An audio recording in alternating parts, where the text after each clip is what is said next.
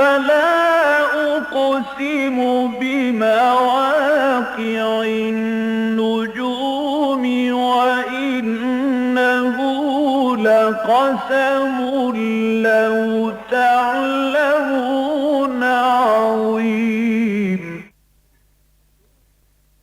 إنه لقرآن كريم في كتاب مكنون لا يمسه إلا المطهرون تنزيل من رب العالمين.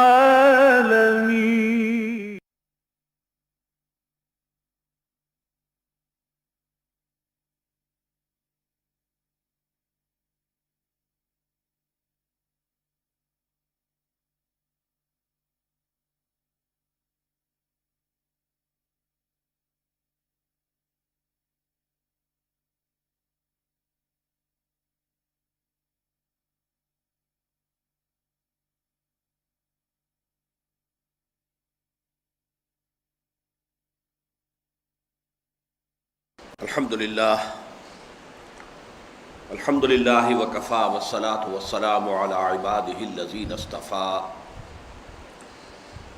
خصوصا على أفضلهم وخاتم النبيين محمد الأمين وعلى آله وصحبه أجمعين. أما بعد فقد قال الله تبارك وتعالى كما ورد في سورة البقرة: اعوذ باللہ من الشیطان الرجیم بسم اللہ الرحمن الرحیم یا ایہا الذین آمنوا کتب علیکم الصیام کما کتب علی الذین من قبلکم لعلکم تتقون ایاما معدودات فمن کان منکم مریضا او علی سفر فعدۃ من ایام اخر وعلى الذين يطيقونه فدية طعام مسكين فمن تطوع خيرا فهو خير له وأن تصوموا خير لكم إن كنتم تعلمون شهر رمضان الذي أنزل فيه القرآن هدى للناس وبينات من الهدى والفرقان فمن شهد منكم الشهر فليصمه ومن كان مريضا أو على سفر فعدة من أيام أخر يريد الله بكم اليسر ولا يريد بكم العسر ولتكملوا العدة ولتكبروا الله على ما هداكم ولعلكم تشكرون وإذا سألك عبادي عني فإني قريب أجيب دعوة الداع إذا دعان فَلْيَسْتَجِيبُوا لِي وَلْيُؤْمِنُوا بِي لَعَلَّهُمْ يَرْشُدُونَ أُحِلَّ لَكُمْ لَيْلَةَ الصِّيَامِ الرَّفَثُ إِلَى نِسَائِكُمْ هُنَّ لِبَاسٌ لَكُمْ وَأَنْتُمْ لِبَاسٌ لَهُنَّ عَلِمَ اللَّهُ أَنَّكُمْ كُنْتُمْ تَخْتَانُونَ أَنفُسَكُمْ فَتَابَ عَلَيْكُمْ وَعَفَا عَنْكُمْ فَالْآنَ بَاشِرُوهُنَّ وَابْتَغُوا مَا كَتَبَ اللَّهُ لَكُمْ وَكُلُوا وَاشْرَبُوا حَتَّى يَتَبَيَّنَ لَكُمُ الْخَيْطُ الْأَبْيَضُ مِنَ الْخَيْطِ الْأَسْوَدِ مِنَ الْفَجْرِ ثُمَّ أَتِمُّوا الصِّيَامَ إِلَى اللَّيْلِ وَلَا تُبَاشِرُوهُنَّ وَأَنْتُمْ عَاكِفُونَ فِي الْمَسَاجِدِ تِلْكَ حُدُودُ اللَّهِ فَلَا تَقْرَبُوهَا كَذَلِكَ يُبَيِّنُ اللَّهُ آيَاتِهِ لِلنَّاسِ لَعَلَّهُمْ يَتَّقُونَ وَلَا تَأْكُلُوا أَمْوَالَكُمْ بَيْنَكُمْ بِالْبَاطِلِ وَتُدْلُوا بِهَا إِلَى الْحُكَّامِ لِتَأْكُلُوا فَرِيقًا مِّنْ أَمْوَالِ النَّاسِ بِالْإِثْمِ وَأَنْتُمْ تَعْلَمُونَ صدق اللہ العظیم. رب اشرح لي صدری ويسر لي أمري واحلل عقدة من لساني يفقهوا قولي. اللهم ربنا ألهمنا رشدنا وأعذنا من شرور أنفسنا. اللهم أرنا الحق حقا وارزقنا اتباعه وأرنا الباطل باطلا وارزقنا اجتنابه. اللهم وفقنا لما تحب وترضى اللہم ربنا زدنا ایمانا وہدا وعلما نافعا وعملا صالحا متقبلا آمین یا رب العالمین۔ سورہ بقرہ کے نصف آخر یا نصف ثانی میں جو مضامین کی ترتیب ہے وہ کئی مرتبہ عرض کر چکا ہوں۔ 4 لڑیاں ہیں جو باہم ایک دوسرے کے ساتھ بٹ دی گئی ہیں۔ 2 لڑیاں ہیں شریعت کی، ایک احکام عبادات سے متعلق اور ایک احکام معاملات سے متعلق۔ 2 لڑیاں ہیں جہاد فی سبیل اللہ کی، ایک انفاق فی سبیل اللہ، ایک قتال فی سبیل اللہ۔ یہ 4 لڑیاں ہیں کہ جو آپس میں بٹی ہوئی ہیں۔ پچھلے رکوع میں ہم نے دیکھا کہ ایک تو بہت اہم آیت آئی، آیت البر، پھر یہ کہ احکام جو ہے معاملات دنیاوی سے متعلق، ایک تو یہ کہ قتل کا معاملہ، اس کے ضمن میں قصاص، اس کی اہمیت، اس کے لیے ترغیب اور تشویق۔ دوسرے پھر یہ کہ ابتدائی حکم دیا گیا مال کے بارے میں کہ اگر کوئی بندہ مومن اس کی موت کا وقت آ پہنچے اور وہ کچھ مال اور دولت چھوڑ کر جا رہا ہو تو اپنے والدین کے حق میں اور قرابت داروں کے حق میں کچھ وصیت کرے، یہ اس کے لیے لازم ہے۔ ان پر ہم تفصیلی گفتگو کر چکے ہیں۔ اب یہ جو 23واں رکوع ہے یہ پورا کا پورا حکمت و احکام صوم یا صیام پر مشتمل ہے، اور یہ میں نے پچھلی مرتبہ بھی عرض کیا تھا کہ یہ یونیک معاملہ ہے کہ نماز کے احکام قرآن مجید میں آپ کو بہت ہی متفرق مقامات پر ملیں گے، مختلف جگہوں پر ملیں گے، پھیلے ہوئے ہیں، منتشر ہیں۔ حج کے سے متعلق بھی 2 رکوع بڑے مفصل ہیں کہ جو سورہ حج میں آئے ہیں، 2 رکوع ابھی آگے چل کر سورہ بقرہ میں آئیں گے، اور فرضیت حج کا حکم سورہ آل عمران میں آیا ہے۔ لیکن یہ کہ یہ جو عبادت صوم یا صیام ہے یہ اس اعتبار سے یونیک ہے کہ یہ 6 آیتیں ہیں قرآن حکیم میں، سورہ بقرہ کے 23ویں رکوع میں 6 آیتیں، اور ان میں صوم سے متعلق تمام مباحث جو ہیں اس میں کور کر لیے گئے۔ ابتدائی حکم کیا تھا، تکمیلی حکم کیا تھا، ابتدائی احکام کیا تھے، تکمیلی احکام کیا تھے، حکمت کیا ہے، جب اس کے لیے رمضان مبارک کے مہینے کا انتخاب ہوا تو اس کی بنیاد کیا ہے، پھر یہ کہ صیام و قیام رمضان کا مجموعی نتیجہ کیا نکلنا چاہیے، ساری چیزیں جو ہیں وہ ان 6 آیات میں آ گئی ہیں کہ اگر ان 6 آیات کے مفہوم کو انسان سمجھ لے تو جو ارکان اسلام 5 ہیں ان میں سے ایک رکن کے بارے میں اس کی تمام معلومات مکمل ہو جائیں گی۔ البتہ ایک بات نوٹ کر لیجئے کہ اس رکوع کی ابتدائی آیات اور اس کے بعد جو درمیانی آیات ہیں ان کے بارے میں ایک اختلاف ہے جو ابتدا سے چلا آ رہا ہے۔ ایک رائے یہ ہے کہ پہلی 2 آیات کا تعلق صوم رمضان سے نہیں ہے، بلکہ یہ کہ یہ ایک ابتدائی حکم تھا کہ حضور صلی اللہ علیہ وسلم نے مدینہ تشریف لاتے ہی کچھ حکم دیے کہ ان دنوں کے روزے رکھے جائیں، وہ میں تفصیل بعد میں عرض کروں گا، اور کچھ عرصے کے بعد پھر رمضان مبارک کے روزے فرض ہوئے ہیں۔ تو جو درمیانی 2 آیتیں ہیں ان کا تعلق ہے اس سے، اور اس کے بعد اس کے تفصیلی احکام جو ہیں آیت نمبر 5 میں آ گئے ہیں۔ لیکن ابتدائی 2 آیات کا تعلق جو ہے وہ ابتدائی جو احکام تھے روزے سے متعلق، جس میں کہ ابھی رمضان کے روزے کی فرضیت نہیں ہوئی تھی، اس سے متعلق ہے۔ بدقسمتی سے متاخرین جتنے بھی ہیں ہمارے مفسرین، خاص طور پر اردو میں جتنی تفسیریں بھی آپ کو ملتی ہیں، اس میں اس دوسری بات کا سرے سے تذکرہ ہی نہیں ہے، بلکہ یہ کہ یہ سمجھا جاتا ہے اور اسی کے حساب سے تعویل ہے، تفسیر ہے، تشریح ہے، توضیح ہے کہ یہ گویا کہ ابتدا ہی میں جو حکم دیا گیا ہے یہ رمضان ہی کا حکم تھا، بس اسی حکم میں کچھ تغیر و تبدل ہوتا رہا ہے، اسی میں ارتقاء کے مراحل جو ہیں وہ طے ہوئے ہیں۔ یہ بات گویا کہ مجمع علیہ ہو گئی ہے تمام اردو تفاسیر میں۔ لیکن میرا معاملہ یہ رہا ہے، اور یہ بالکل ابتدائی دور کی بات آپ سے عرض کر رہا ہوں، میڈیکل کالج میں جب میں طالب علم تھا، اور یہ بات بہرحال جو بھی مجھ سے دلچسپی رکھتے ہیں ان کے علم میں ہے کہ زمانہ طالب علمی ہی سے اللہ تعالیٰ کا یہ فضل و کرم ہوا تھا کہ قرآن مجید سے ایک ذہنی مناسبت اور ایک قلبی انس اللہ نے عطا کر دیا تھا۔ تو جب میں اسلامی جمعیت طلبہ کا کارکن تھا تو اس زمانے میں بھی میرے درس قرآن کو بہت پسند کیا جاتا تھا، اس کی خاصی دھوم مچ گئی تھی۔ اس زمانے میں مجھے احساس ہوتا تھا اس رکوع کو پڑھتے ہوئے کہ یہ ایک ہی وقت کی نازل شدہ آیات نہیں ہو سکتی، اس لیے کہ ذوق سلیم پر یہ بات جو ہے گراں گزرتی ہے تکرار۔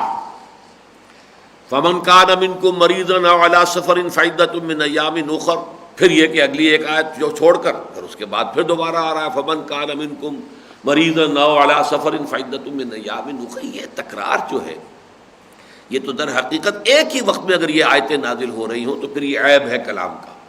تو یہ میرا ذہن تھا، لیکن میں نے اسے ایک وسوسے کے درجے میں سمجھا، اس لیے کہ باقی سب مفسرین ایک ہی بات کہہ رہے ہیں اور ان کے نزدیک جو ہے یہ بیک وقت نازل شدہ آیات ہیں اور ان میں ایک ہی روزہ صوم کا جو ہے اسی کا حکم دیا جا رہا ہے.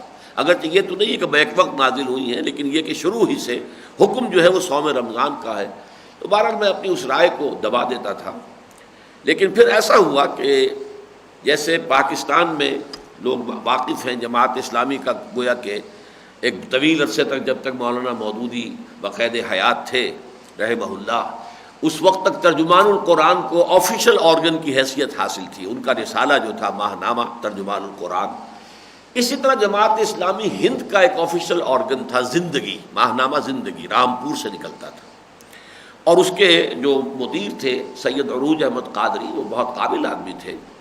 لیکن ایک موقع پر انہوں نے تذکرہ کیا تنقیدی انداز میں، بلکہ تنقید بھی کچھ ذرا منفی انداز میں تھی، استہزائیہ انداز میں، کہ مولانا انور شاہ کاشمیری رحمۃ اللہ علیہ نے بڑی عجیب سی بات کہہ دی ہے کہ یہ جو پہلا حکم ہے یا ایھا الذین آمنوا کتب علیکم الصیام کما کتب علی الذین من قبلکم لعلکم تتقون، یہ صوم رمضان سے متعلق نہیں ہے، بلکہ یہ کہ یہ ابتدائی ایک حکم تھا اس سے متعلق ہے. صوم رمضان کا ذکر تو پھر تیسری آیت سے شروع ہو رہا ہے، شہر رمضان الذی انزل فیہ القرآن.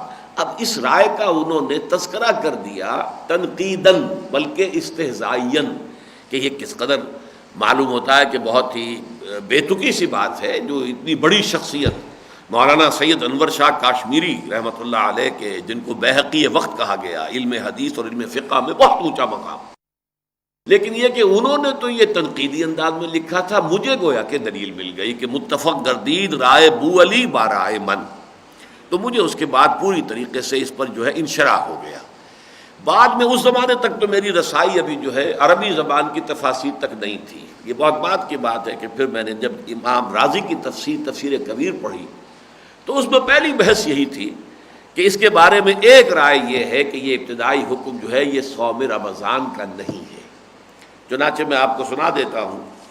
انہوں نے لکھا ہے کہ حضرت معاذ، حضرت قتادہ اور حضرت عطا جو اسے روایت کرتے ہیں ابن عباس سے رضی اللہ تعالی عنہما، ان کے نزدیک یہ صوم رمضان سے متعلق نہیں ہے، بلکہ اس سے پہلے فرضیت صیام رمضان سے پہلے یہ اور چند دنوں کے روزے جو ہیں وہ رکھنے فرض کیے گئے تھے، ان کا ذکر ہے.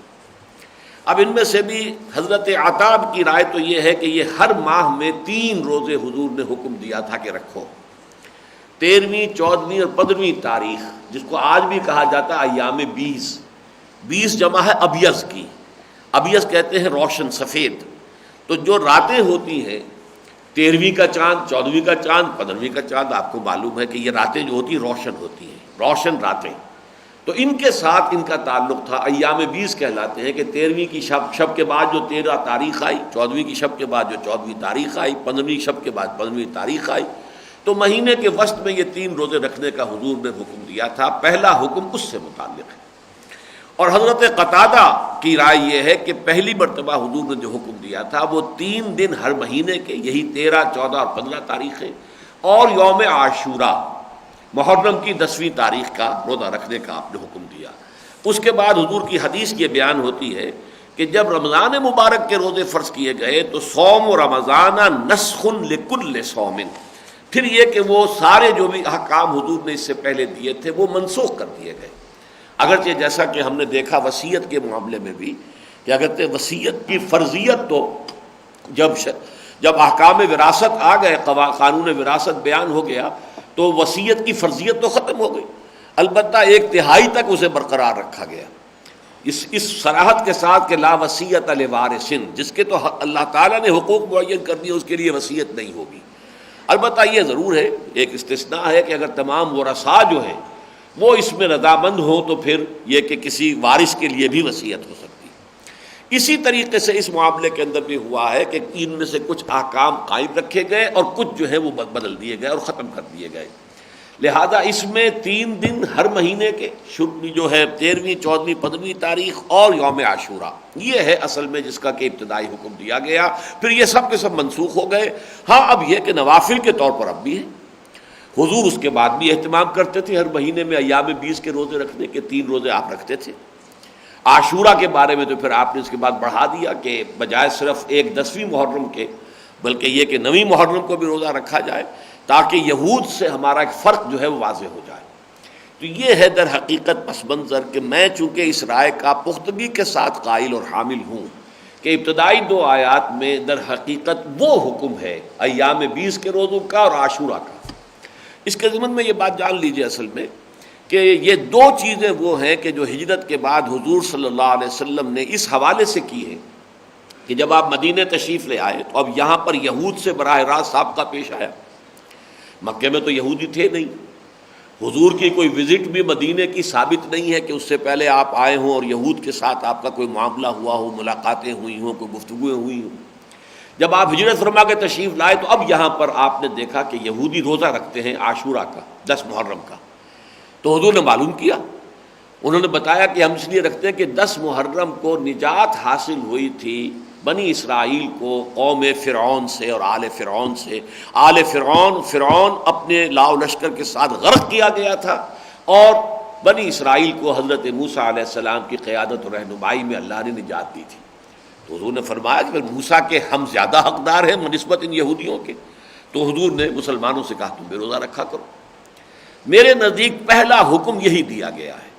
پھر اس کے کچھ عرصے کے بعد پھر حضور نے اس روزے کی عبادت کو مزید آگے بڑھایا اور یہ کہ ہر مہینے میں 3 روزے رکھنے کی اضافی گویا کہ آپ نے ہدایت دی کہ 13ویں 14ویں اور 15ویں تاریخوں کے اندر بھی روزے رکھے جائیں. یہ ہے جس سے کہ تدریجاً یہ بات آگے بڑھی.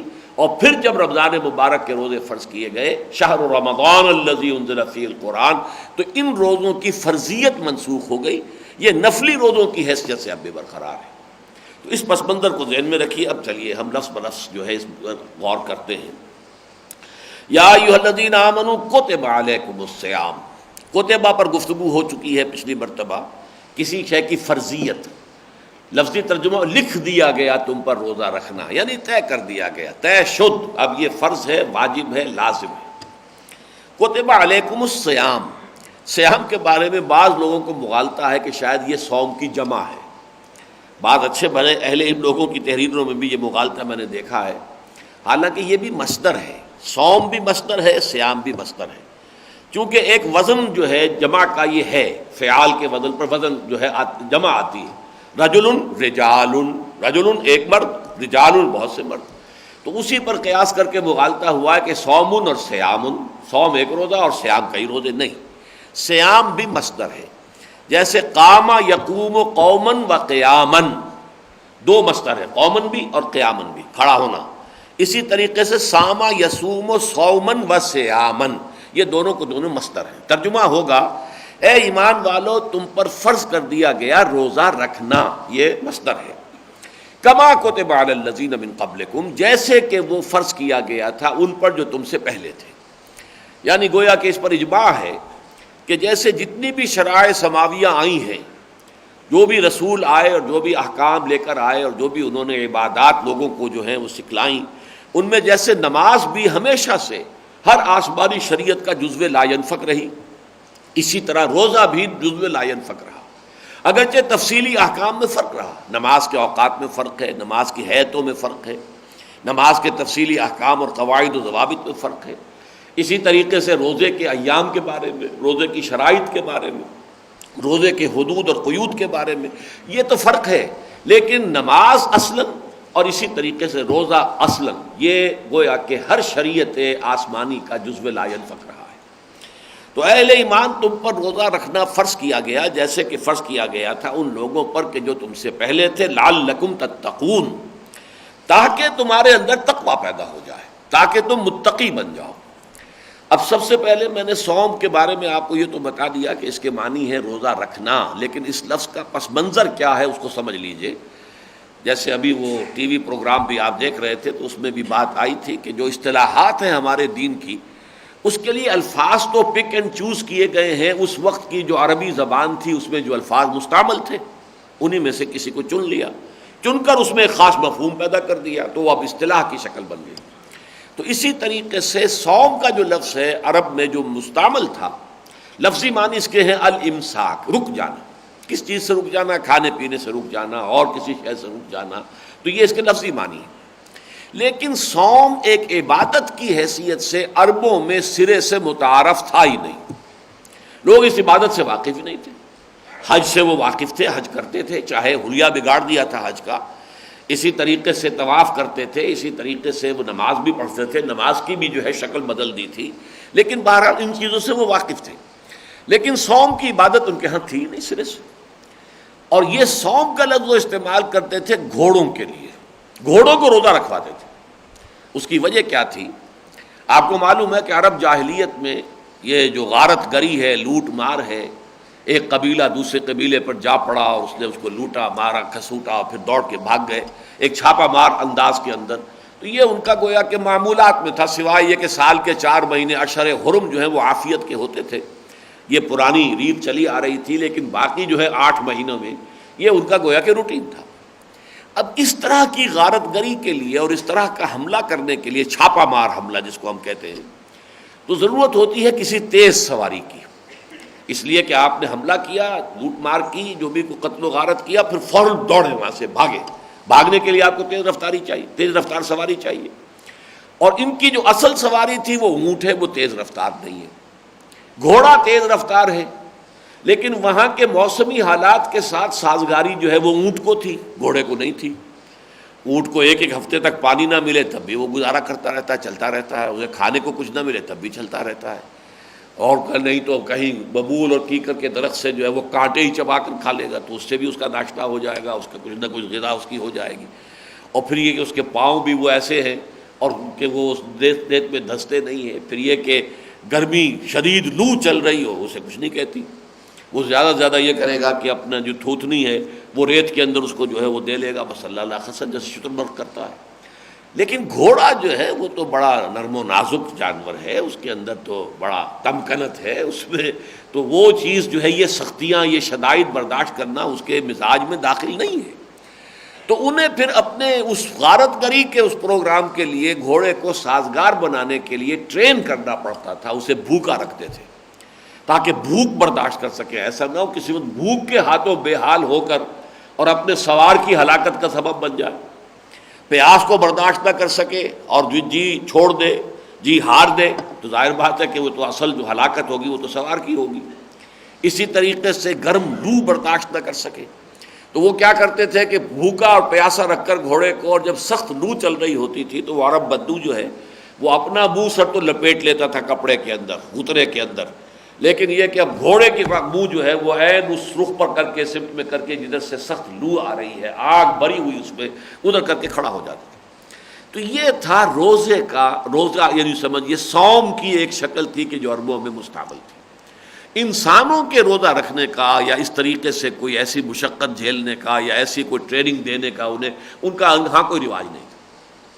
لیکن یہ ہے کہ جیسا کہ میں نے عرض کیا، جب حضور مدینہ تشریف لائے تو یہ روزے کی عبادت جو ہے آپ کے علم میں آئی پہلی مرتبہ کہ یہودی روزہ رکھتے، اور ساتھ ہی یہ بھی حکمت دیکھیے کہ اسی کے فوراً بعد جنگ کا حکم آ رہا ہے، گویا کہ اب جو وہ تحریک تھی محمد الرسول اللہ صلی اللہ علیہ وسلم کی دعوت و تحریک، اب وہ اس مرحلے میں داخل ہو گئی ہے کہ جس میں اب جنگ کرنی پڑے گی، اور جنگ میں یقیناً صورتحال پیش ایسی آ سکتی ہے کہ آپ کو جو کھانے کے لیے کچھ نہیں ہے، رسد نہیں ہے، وہ بہت سا وقت ایسا ہو سکتا ہے کہ پیاس جھیلنی پڑے، دھوپ برداشت کرنی پڑے، تو اس کے لیے گویا کہ اب ضرورت ہے کہ اس کام کے لیے، کیونکہ صرف یہ ہے کہ چھاپا ہی مار کے بھاگ تو نہیں آنا ہے، بلکہ جنگ تو جم کر لڑنی ہے، مقابلہ کرنا ہے کفر کا اور طاغوت کا، تو اس کے لیے یہ کہ کچھ نہ کچھ لوگوں کو اب تیار کرنا جو ہے اس کے لیے مقصود ہے۔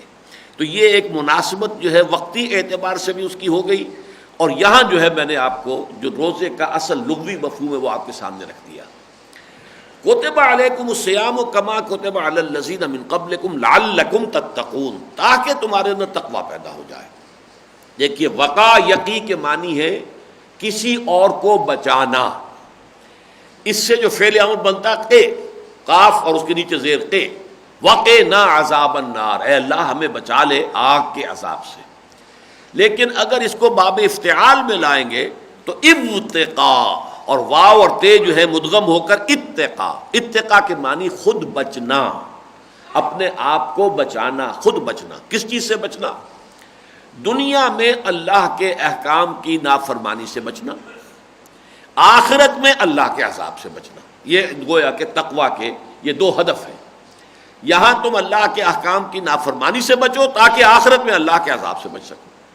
اب اس کے لیے اصل میں تھوڑا سا یہاں پہ ہم غور کر لیں کہ یہ حکمت صوم جو ہے بنیادی طور پر اس کی پہلی سٹیج ہمارے سامنے آ رہی ہے لعلکم تتقون، اس لیے کہ انسان میں سبھی جانتے ہیں کہ اس کے حیوانی جبلتیں ہیں، اس کے کچھ تقاضے ہیں، جس کو کہ جدید سائیکالوجی میں فرائڈ نے بھی اڈ یا لیبیڈو سے تعبیر کیا ہے۔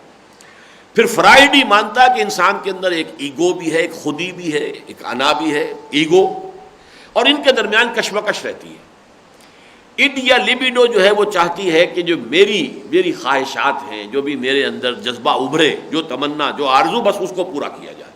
اسے اس سے غرض نہیں ہے کہ یہ کوئی جائز ہے، ناجائز ہے، حلال ہے، حرام ہے، صحیح ہے، غلط ہے، بلکہ یہ کہ جو بھی میری ایک خواہش ہے اسے پورا ہونا چاہیے۔ تو یہ ہے دو کہ اڈ کا یا لیبیڈو کا تقاضا ہے۔ انسانی خودی جو ہے وہ اس کو کنٹرول میں رکھنا چاہتی ہے کہ اس میں جائز ناجائز کو دیکھے، حلال حرام کو دیکھے، صحیح غلط کو دیکھے، یہ بھی دیکھے کہ ہو سکتا ہے کہ ایک کام فوری طور پر تو اس کے لیے لذت بخش ہے، لیکن اسے معلوم ہے کہ انجام کے اعتبار سے یہ نقصان دہ ہے، اس کے نتائج خراب نکلیں گے، لہذا اب اپنے آپ کو روکنا کہ نفس تو لذت چاہتا ہے کہ اسے لذت فوری طور پر حاصل ہو جائے، لیکن ایک انسان کو معلوم ہے کہ اس کے نتائج میرے حق میں، جیسے فرض کیجئے شوگر کا کوئی مریض ہے، اس کو اندر سے تو طلب اٹھ رہی ہے کہ وہ چینی کھانا چاہتا ہے، مٹھاس کی طلب ہے، لیکن اسے معلوم ہو چکا ہے کہ یہ میرے لیے زہر ہلاہل کے درجے میں ہے، بہت میرے لیے خطرناک ہے۔ اب وہ اپنے آپ کو روکے تو ایک کشاکش ہو گئی اندر کہ ادھر سے نفس تقاضا کر رہا ہے کہ اسے کوئی میٹھی چیز کھانے کو ملے، اور ادھر سے اس کا علم یہ بتا رہا ہے کہ یہ تمہارے لیے چاہے فوری طور پر تو لذت تمہیں حاصل ہو جائے گی، تمہارے نفس کی ایک تسکین ہو جائے گی تقاضے کی، لیکن یہ ہے نقصان دہ تمہارے لیے، مہلک شے ہے، یہ تمہارے لیے زہر حلائل ہے۔ تو یہ جو ایک کشاکش رہتی ہے انسان کی خودی میں، انا میں یا ایگو میں، اور یہ اڈ یا لیبیڈو یا حیوانی تقاضوں میں، اس میں انسان کی خودی کو تقویت دینے کے لیے کچھ ایکسرسائزز، جس کے لیے عام لفظ جو استعمال ہوتا ہے وہ ہے ضبط نفس، اور اس کے مقابلے میں ایک لفظ استعمال ہوتا ہے نفس کشی۔ نفس کشی سے دین اور شریعت نے منع کیا ہے، بلکہ عجیب بات یہ ہے کہ نفس کا بھی حق معین کیا، وَإِنَّ لِنَفْسِكَ عَلَيْكَ حَقًّا، تمہارے نفس کے بھی تم پر حقوق ہے، تمہیں ادا کرنے ہوں گے۔ صرف یہ فرق ہے کہ جائز راستے سے ادا کرو، جائز راستے سے نفس کے حقوق جو ہیں پورے کرو، ناجائز سے نہیں، لیکن نفس کا حق ہے۔ وَإِنَّ لِنَفْسِكَ عَلَيْكَ حَقًّا وَإِنَّ لِزَوْجِكَ عَلَيْكَ حَقًّا وَإِنَّ لِزَوْرِكَ عَلَيْكَ حَقًّا، تم پر دیکھو تمہارے نفس کا بھی حق ہے، تمہاری بیوی کا بھی حق ہے، تمہارے دوستوں کا، وزٹرز کا جو زیارت کے لیے آئیں، ملنے کے لیے آئیں، ان کا بھی حق ہے، سب کے حقوق تمہیں ادا کرنے ہوں گے۔ تو نفس کشی جو ہے یہ تو ہے رہبانیت، تپسیائیں، بھاری تپسیائیں کر کے، بڑی سخت ریاضتیں کر کے نفس کو بالکل کچل ڈالنا، جس کے لیے انگریزی کا لفظ ہے سیلف اینیہیلیشن، اپنے اس نفس کو کچل کر رکھ دینا، قتل کر دینا۔ اینیہیلیٹ کی معنی تو ہے ہی کسی شے کو ختم کر دینا، لیکن ایک لفظ ہے سیلف کنٹرول، ضبط نفس۔ قرآن جو ہے ضبط نفس سکھاتا ہے، اور ضبط نفس کی یہ پہلی ایکسرسائز ہے کہ آپ روزہ رکھیں گے تو بھوک کو برداشت کریں گے۔ ظاہر بات ہے کہ جون کا مہینہ ہو، جولائی کا مہینہ ہو، مئی کا مہینہ ہو، شدید جو ہے گرمی ہے، پیاس لگی ہوئی ہے، نہیں پی سکتے پانی، اس لیے کہ اس وقت اجازت نہیں ہے۔ حالانکہ ٹھنڈا پانی موجود ہے، اچھے سے اچھے مشروبات جو ہیں وہ فریج میں رکھے ہوئے ہیں، لیکن نہیں پی سکتے، کھانا نہیں کھا سکتے، چاہے بھوک کتنی لگ رہی ہو، چاہے نفس کے اندر جنسی خواہش کتنی بھی ابھر آئی ہو، اور بیوی موجود ہے، جائز ذریعے سے انسان جو ہے اپنی نفس کی خواہش کی تکمیل کر سکتا ہے، لیکن نہیں، اجازت نہیں۔ اس سے گویا کہ وہ خود ہی انسان کی جو ہے وہ تقویت حاصل کرتی ہے، اس کے اندر اس کو ایک ایکسرسائز سمجھ لیجئے، اس ایکسرسائز کے ذریعے سے اس کے اندر یہ قوت پیدا ہوتی ہے کہ وہ جو حیوانی تقاضے ہیں اور حیوانی جبلتیں ہیں ان کو کنٹرول کرے۔ تو گویا کہ یہاں پہلی آیت میں جو روزے کی عبادت کی، یوں سمجھیے کہ یہ حکمت جو ہے کئی لیولز پر ہمارے سامنے آئے گی۔ پہلا لیول کیا ہے؟ ضبط نفس، تقویٰ اسی کا مفہوم بنے گا جبکہ ایک انسان جو ہے نہ صرف یہ کہ اپنی خواہش سے کوئی ایکسرسائز کر رہا ہو بلکہ وہ حکم اللہ کی طرف سے آ گیا ہو. جیسے کہ خود فرائڈ نے بھی ایک سپر ایگو بھی کہا ہے. ایک تو یہ کہ میری ایگو صرف میرے نفس کے اوپر کنٹرول کرنا چاہتی ہے, ایک یہ کہ میری ایگو کے اوپر بھی ایک اور کنٹرول ہے. اگرچہ فرائڈ کا سپر ایگو کچھ اور ہے لیکن میں اسے اس وقت تعبیر کر رہا ہوں اللہ کے احکام. اللہ کا حکم جو ہے وہ میرے ایگو کے اوپر جو ہے وہ مسلط ہے. میں اللہ کے حکم کے تحت اپنے نفس کو روک رہا ہوں, صرف اپنی مرضی سے نہیں روک رہا بلکہ اللہ کے حکم سے روک رہا ہوں. لیکن ظاہر بات ہے کہ میری خودی, میری اپنی انا جو ہے وہ اگر اتنی مضبوط ہوگی تبھی تو میں روک سکوں گا نا. تو پہلے اپنی خودی کو مضبوط کرنا ہے اور پھر اس خودی سمیت اپنے آپ کو, پورے وجود کو اللہ کے سامنے جھکا دینا ہے. اب اس کا مفہوم ہو جائے گا تقویٰ. اور یہی ترتیب ہے اصل میں علامہ اقبال کی جو سب سے پہلی کتاب چھپی, جو ان کا فارسی کلام ہے. اردو کلام تو بانگ درا بہت دیر میں جا کر چھپا ہے, 7-8 سال کے بعد, ورنہ ابتدا میں تو مثنوی اسرار و رموز, پہلے تو اسرار خودی اور پھر رموز بے خودی. اب اس میں ترتیب یہی ہے, اسرار خودی, ایک انسان کی خودی اتنی مضبوط ہو, طاقتور ہو کہ وہ اپنے حیوانی وجود کے اوپر حکمران ہو. یہ نہ ہو کہ حیوانی وجود, حیوانی جبلتیں اس کے اوپر حاکم ہو جائیں, کہ جو ادھر سے حکم آیا اور وہ ہاتھ جوڑ کر اس کی جو ہے تابع داری کر دی گئی تو گویا کہ وہ تو تمہارا جو حیوانی وجود ہے وہ تم پر حاکم ہے, تمہاری خودی جو ہے وہ اس کی غلام بن کر رہ گئی. اور اس کی سادہ ترین مثال یہ ہوگی کہ ایک گھوڑا ہے اور ایک سوار ہے. اب سوار اگر گھوڑے پر قابو یافتہ ہے پوری طریقے سے, تب اس گھوڑے کو وہ استعمال کرے گا, جہاں جانا چاہتا ہے گھوڑا وہاں لے کر جائے گا اس کو, اس لیے کہ وہ سوار کے کنٹرول میں ہے. خدا نہ خواستہ اگر وہ بیچارہ سوار کمزور ہے اور گھوڑا موزور ہے تو اب اس سوار کی جو ہے وہ اس کی زندگی جو ہے اس گھوڑے کے رحم و کرم پر ہے, جہاں چاہے پٹخ دے, اس لیے کہ گھوڑا جو اس کے کنٹرول میں نہیں ہے. بالکل اسی طریقے سے یہ ہمارا مرکب ہے, یہ نفس حیوانی یہ ہمارا مرکب ہے, اور اس پر راکب جو ہے وہ ہماری خودی ہے, ہماری انا ہے, ہماری ایگو ہے. اگر یہ کمزور ہو اور وہ مرکب سوار جو ہے وہ طاقتور ہو تو وہ تو الٹ دے گا, کہیں جا کے جو ہے پٹخ دے گا, کسی کھائی میں گرائے گا, جو بھی چاہے گا کرے گا. اور اگر یہ خود ہی طاقتور ہے تو پھر اب یہ گھوڑے کو استعمال کرے گی اور اس کو اپنی جو منزل مقصود ہے اس تک پہنچنے کے لیے اس سے بڑا ایسٹ کوئی نہیں ہے کہ گھوڑا اس کے پاس ہے. بڑی تیز رفتاری کے ساتھ وہ اپنا جو بھی اس کا طے شدہ ہدف ہے, جو اس کی منزل مقصود ہے, ادھر بڑھ سکتا ہے.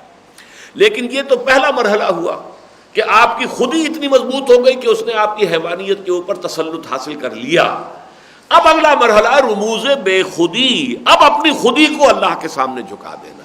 یہ ہے در حقیقت جس سے کہ بات مکمل ہو گئی کہ اب ایک سیلف امپوزڈ فلی کمپوز شخصیت ہے, کمپوزڈ پرسنالٹی, جس میں اس کی خودی جو ہے اس کے وجود پر پوری طرح حاکم ہے, اور یہ شخص اللہ کے سامنے جھکتا ہے. تو اس جھکنے کے کچھ معنی ہوئے. اور اگر فرض کیجئے کہ میرا نفس میرے قابو میں ہی نہیں اور میں کہتا ہوں ایاک نعبد و ایاک نستعین, تو فرشتے ہنستے ہوں گے یہ کیا کہہ رہا ہے, اس کا اپنا نفس تو اس کے اختیار میں ہے ہی نہیں, تو یہ کیسے اللہ کی بندگی کرے گا. وعدہ اتنا بڑا کر رہا ہے, اللہ تیری ہی بندگی کرتا ہوں اور کروں گا, لیکن یہ کہ نفس کا تو غلام ہے. یہ نفس جو ہے اس کے ہاتھ میں, یہ تو گویا کہ جیسے کہ مردہ ہوتا ہے بدست زندہ, یا غسال کے ہاتھ میں جیسے مردہ ہے جدھر سے اس نے چاہا ہاتھ اٹھایا پانی ڈالا, اس طرح اسی طریقے سے اگر کوئی نفس کے ہاتھ میں مردہ بدست زندہ کی شکل میں ہے تو پھر تو اس کو کیا, اس کا کہنا چاہیے مانی دارت. میں اس کی مثال دیا کرتا ہوں کہ جیسے سلطنت مغلیہ تھی, اب یہ کہ مختلف ہندوستان کے علاقوں میں راجے مہاراجے اور کوئی جو بھی نواب تھے ان کی چھوٹی چھوٹی جو حکومتیں قائم تھیں. اب اگر کسی جگہ کا راجہ آ کر اور وہ دربار کے اندر آ کر مغلیہ کسی بادشاہ کے سامنے وہ اطاعت اختیار کرتا تھا, سر تسلیم خم کرتا تھا, تو اس کے معنی اسی وقت ہوتے تھے جبکہ اس کی اپنی حکومت اس کے اپنے اس راجدھانی میں, اپنی اس ریاست میں واقعی مستحکم ہو, تب تو اس کا آ کر یہاں پر اب جو عہد اطاعت ہے اور عہد وفا استوار کرنا وہ بامانی ہے. اور اگر وہاں بغاوتی ہو چکی ہے, وہاں اس کا جو ہے اپنا حکم نہیں چل رہا, تو اب یہاں آ کر اگر یہ سلطنت مغلیہ کے سامنے اطاعت اور فرما برداری کا عہد کر رہا ہے تو یہ مانی دارت, اس کی کوئی حقیقت ہی نہیں. تو یہ ہے پہلا مرحلہ اس روزے کی حکمت کو سمجھنے میں. یا ایھا الذین آمنوا کتب علیکم الصیام کما کتب علی الذین من قبلکم لعلکم تتقون. ایام معدودات, یہ گنتی کے چند دن ہیں۔ میں حیران ہوتا ہوں کہ جن حضرات نے ان الفاظ کا اطلاق کیا ہے صوم رمضان پر، واقعہ یہ ہے کہ کچھ حیرت کی بات ہے۔ گنتی کے چند دن، رمضان کا پورا مہینہ 29-30 دن، یہ گنتی کے چند دن نہیں ہو سکتے۔ آپ کو معلوم ہے کہ جب ذرا شدید موسم ہوتا ہے تو واقعتاً یہ مہینہ گزرنے میں نہیں آتا، آدمی گن گن کر اب اتنے روزے ہو گئے، اتنے روزے ہو گئے۔ یہ ایام معدودات، گنتی کے چند دن، اس کا مصداق اگر بن سکتا ہے صحیح معنی میں تو وہی 3 دن، ہر مہینے میں 3 دن ایام معدودات۔ مزید مجھے حیرت ہوتی ہے کہ اسی سورہ مبارکہ میں 19 آیتوں کے بعد پھر یہ الفاظ آئے ہیں ایام معدودات۔ حج میں جو بھی یوم نحر ہوتا ہے اس کے بعد جو منا میں قیام ہے، مبیت جس کو کہتے ہیں، وہ 3 دن یا 2 دن، اس کے لیے یہی الفاظ آئے ہیں ایام معدودات۔ وَاذْكُرُوا اللَّهَ فِي أَيَّامٍ مَّعْدُودَاتٍ فَمَن تَعَجَّلَ فِي يَوْمَيْنِ فَلَا إِثْمَ عَلَيْهِ وَمَن تَأَخَّرَ فَلَا إِثْمَ عَلَيْهِ لِمَنِ اتَّقَىٰ۔ اب منا میں تمہیں مزید قیام کرنا ہے تاکہ اللہ کو یاد کرو، یہاں پر ذکر الہی کے اندر یہ دن گزارو، لیکن یہ ہے کہ جو شخص ذرا جلدی کے اندر ہو وہ 2 دن وہاں پر ٹھہر کر آ جائے تب بھی کوئی حرج نہیں، کوئی گناہ کی بات نہیں، اور جو ٹھہر جائے مزید 1 دن تو اس میں بھی کوئی گناہ کی بات نہیں۔ تو گویا کہ 2 یا 3 دن پر اطلاق ہو رہا ہے، جبکہ اصول یہ ہے القرآن یفسر بعضہ بعضا، قرآن مجید جو ہے اس کا ایک حصہ دوسرے حصے کی تفسیر کرتا ہے۔ تو ایام معدودات یہ آیت نمبر 182 ہے، 83 ہے، اور آیت نمبر 203 جو ہے اس کے اندر پھر یہ الفاظ آ گئے ہیں وَاذْكُرُوا اللَّهَ فِي أَيَّامٍ مَّعْدُودَاتٍ فَمَن تَعَجَّلَ فِي يَوْمَيْنِ فَلَا إِثْمَ عَلَيْهِ وَمَن تَأَخَّرَ فَلَا إِثْمَ عَلَيْهِ لِمَنِ اتَّقَىٰ۔ تقویٰ موجود ہونا چاہیے۔ پھر اگر کوئی شخص جلدی سے 2 دن ہی کے قیام کے بعد نکل آیا، واپس آ گیا، مکے واپس آ گیا، کوئی حرج نہیں، اور اگر اس نے 3 دن پورے کیے تب بھی کوئی حرج نہیں۔ تو وہاں گویا کہ 3 دنوں پر اطلاق ہو رہا ہے۔ اسی طریقے سے یہ لفظ جو ہے اگرچہ معدودات معلومات، مجھے آج تو حوالہ نہیں مل سکا لیکن مجھے یاد پڑتا ہے میں نے کہیں پڑھا تھا، ایک زمانے میں نے اس پر بڑی ریسرچ کی تھی، تو ایک اصول بھی ملا تھا کہ اس وزن پر جو جمع آتی ہے اسے جمع قلت کہتے ہیں، معدودات جمع قلت کا وزن ہے یہ، اور یہ 9 تک پر اس کا اطلاق ہوتا ہے۔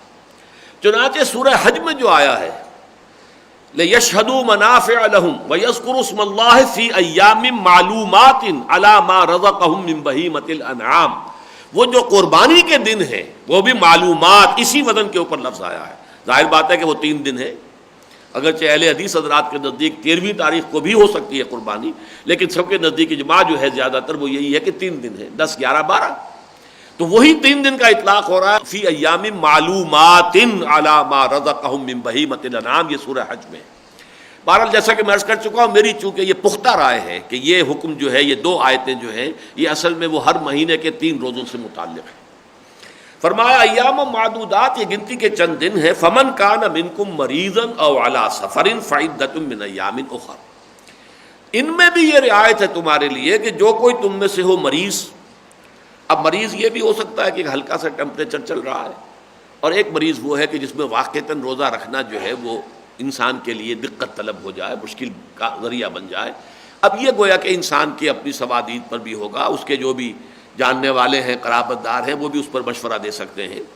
اسی طرح او علی سفر، ان سے مراد یہ نہیں ہے کہ بس آپ اپنے شہر سے ذرا باہر نکلے تو وہ سفر ہو گیا، اگرچہ بعض حضرات یہاں تک اس بات کو لمبا کر لیتے ہیں، لیکن بہرحال فقہ حنفی کی روح سے 3 دن کی مسافت جو ہے اس پر انسان اگر جا رہا ہے تو پھر وہ مسافر شمار ہوگا، یعنی 3 دن کی مسافت پیدل چل کر، تقریباً یہ کہ 16 میل انسان ایک دن میں پیدل چل سکتا ہے، یہ اس زمانے کے جو بھی اعداد و شمار ہیں، تو 3 دن میں 48 میل۔ بہرحال یہ فقہی مباحث ہیں، یہاں اس وقت جو ہے یہ جان لینا کافی ہے کہ یہ 2 رعایتیں ہیں کہ اگر ان 3 دنوں کے دوران بھی تم میں سے کوئی سفر پر ہے یا بیمار ہے، فعدۃ من ایام اخر، تو وہ یہی تعداد پوری کر لے دوسرے دنوں میں، 13، 14، 15 میں نہیں رکھ سکا 23، 24، 25 میں رکھ لے، یا یہ کہ اور کسی طریقے سے ان کی تعداد پوری کر لے۔ فعدۃ، تعداد پورا کرنا ہے انہی 3 دنوں کی، اگر یہی رائے ہو جو میں دے رہا ہوں کہ یہ ہے، پھر ان 3 دنوں کی تعداد پوری کرنی ہوگی دوسرے دنوں میں۔ مزید ایک رعایت دی جا رہی ہے کہ جو بعد میں منسوخ ہو گئی جب صوم رمضان آیا، وعلی الذین یطیقونہ، اور ان لوگوں کے ذمے جو اس کی طاقت رکھنے کے باوجود نہ رکھیں تو اس کے لیے فدیۃ طعام مسکین، تو فدیہ ادا کرنا ہوگا ایک مسکین کا کھانا کھلانا، کھانا کھلایا جائے یا دے دیا جائے۔ یہ بھی فقہ حنفی میں 2 صاع جو ہے گندم، 2.25 سیر کے قریب جو ہے بنتا ہے، تو یہ جو ہے فطرہ، یہ اس کا فدیہ ہے، وہ آپ دے دیں یا کھانا کھلائیں، جو بھی جس طرح کریں۔ لیکن یہ کن کے لیے ہے کہ اسی لیے ایک اصطلاح استعمال ہوتی ہے وجوب علی التخییر، ایک ہے وجوب علی التعیین۔ ایک تو یہ معین طور پر کوئی ایک شے ہی واجب ہو، یہی کرنی ہے ہر صورت میں، یہ ہوگا وجوب علی التعیین، معین ہے وہ۔ ایک ہے وجوب علی التخییر، چاہے یہ کر لو چاہے یہ کر لو، یو ہیو 2 آپشنز۔ تو یہاں ایک آپشن بھی دیا گیا، تخییر، اختیار دے دیا گیا کہ اگر تم روزہ رکھنے کے، نہ تو تم بیمار ہو نہ تم سفر پر ہو، سارے حالات سازگار ہیں، پھر بھی طبیعت نہیں مان رہی، نہیں جی کر رہا، تو ابھی ابتدا میں مزید رعایت یہ ہے کہ ایک روزے کا فدیہ، ایک مسکین کا کھانا، یہ گویا کہ اضافی رعایت دی گئی۔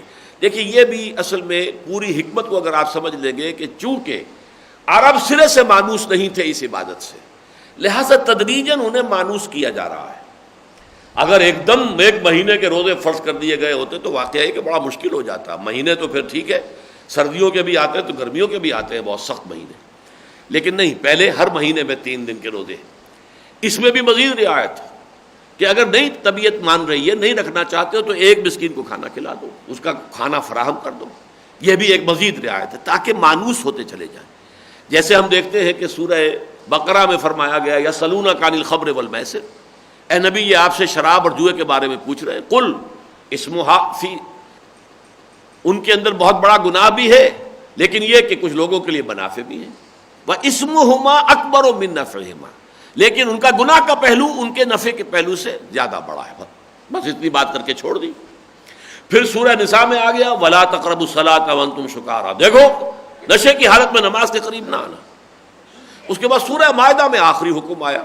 تو ایک تو یہ ہے کہ تدریجی احکام جو ہے وہ مختلف صورتوں میں مختلف مقامات پر آئے ہوں، لیکن قرآن مجید میں ایک مثالیں جو ہے اس کی موجود ہیں۔ ایک اور مثال بھی میں آپ کے سامنے پیش کر سکتا ہوں کہ سورہ مزمل کے آغاز میں جو فرض کر دیا گیا تھا رات کا قیام، کم سے کم تہائی رات کھڑے رہو، اس کا جو پھر منسوخی کا حکم آیا وہ اسی سورہ مزمل کے اندر موجود ہے۔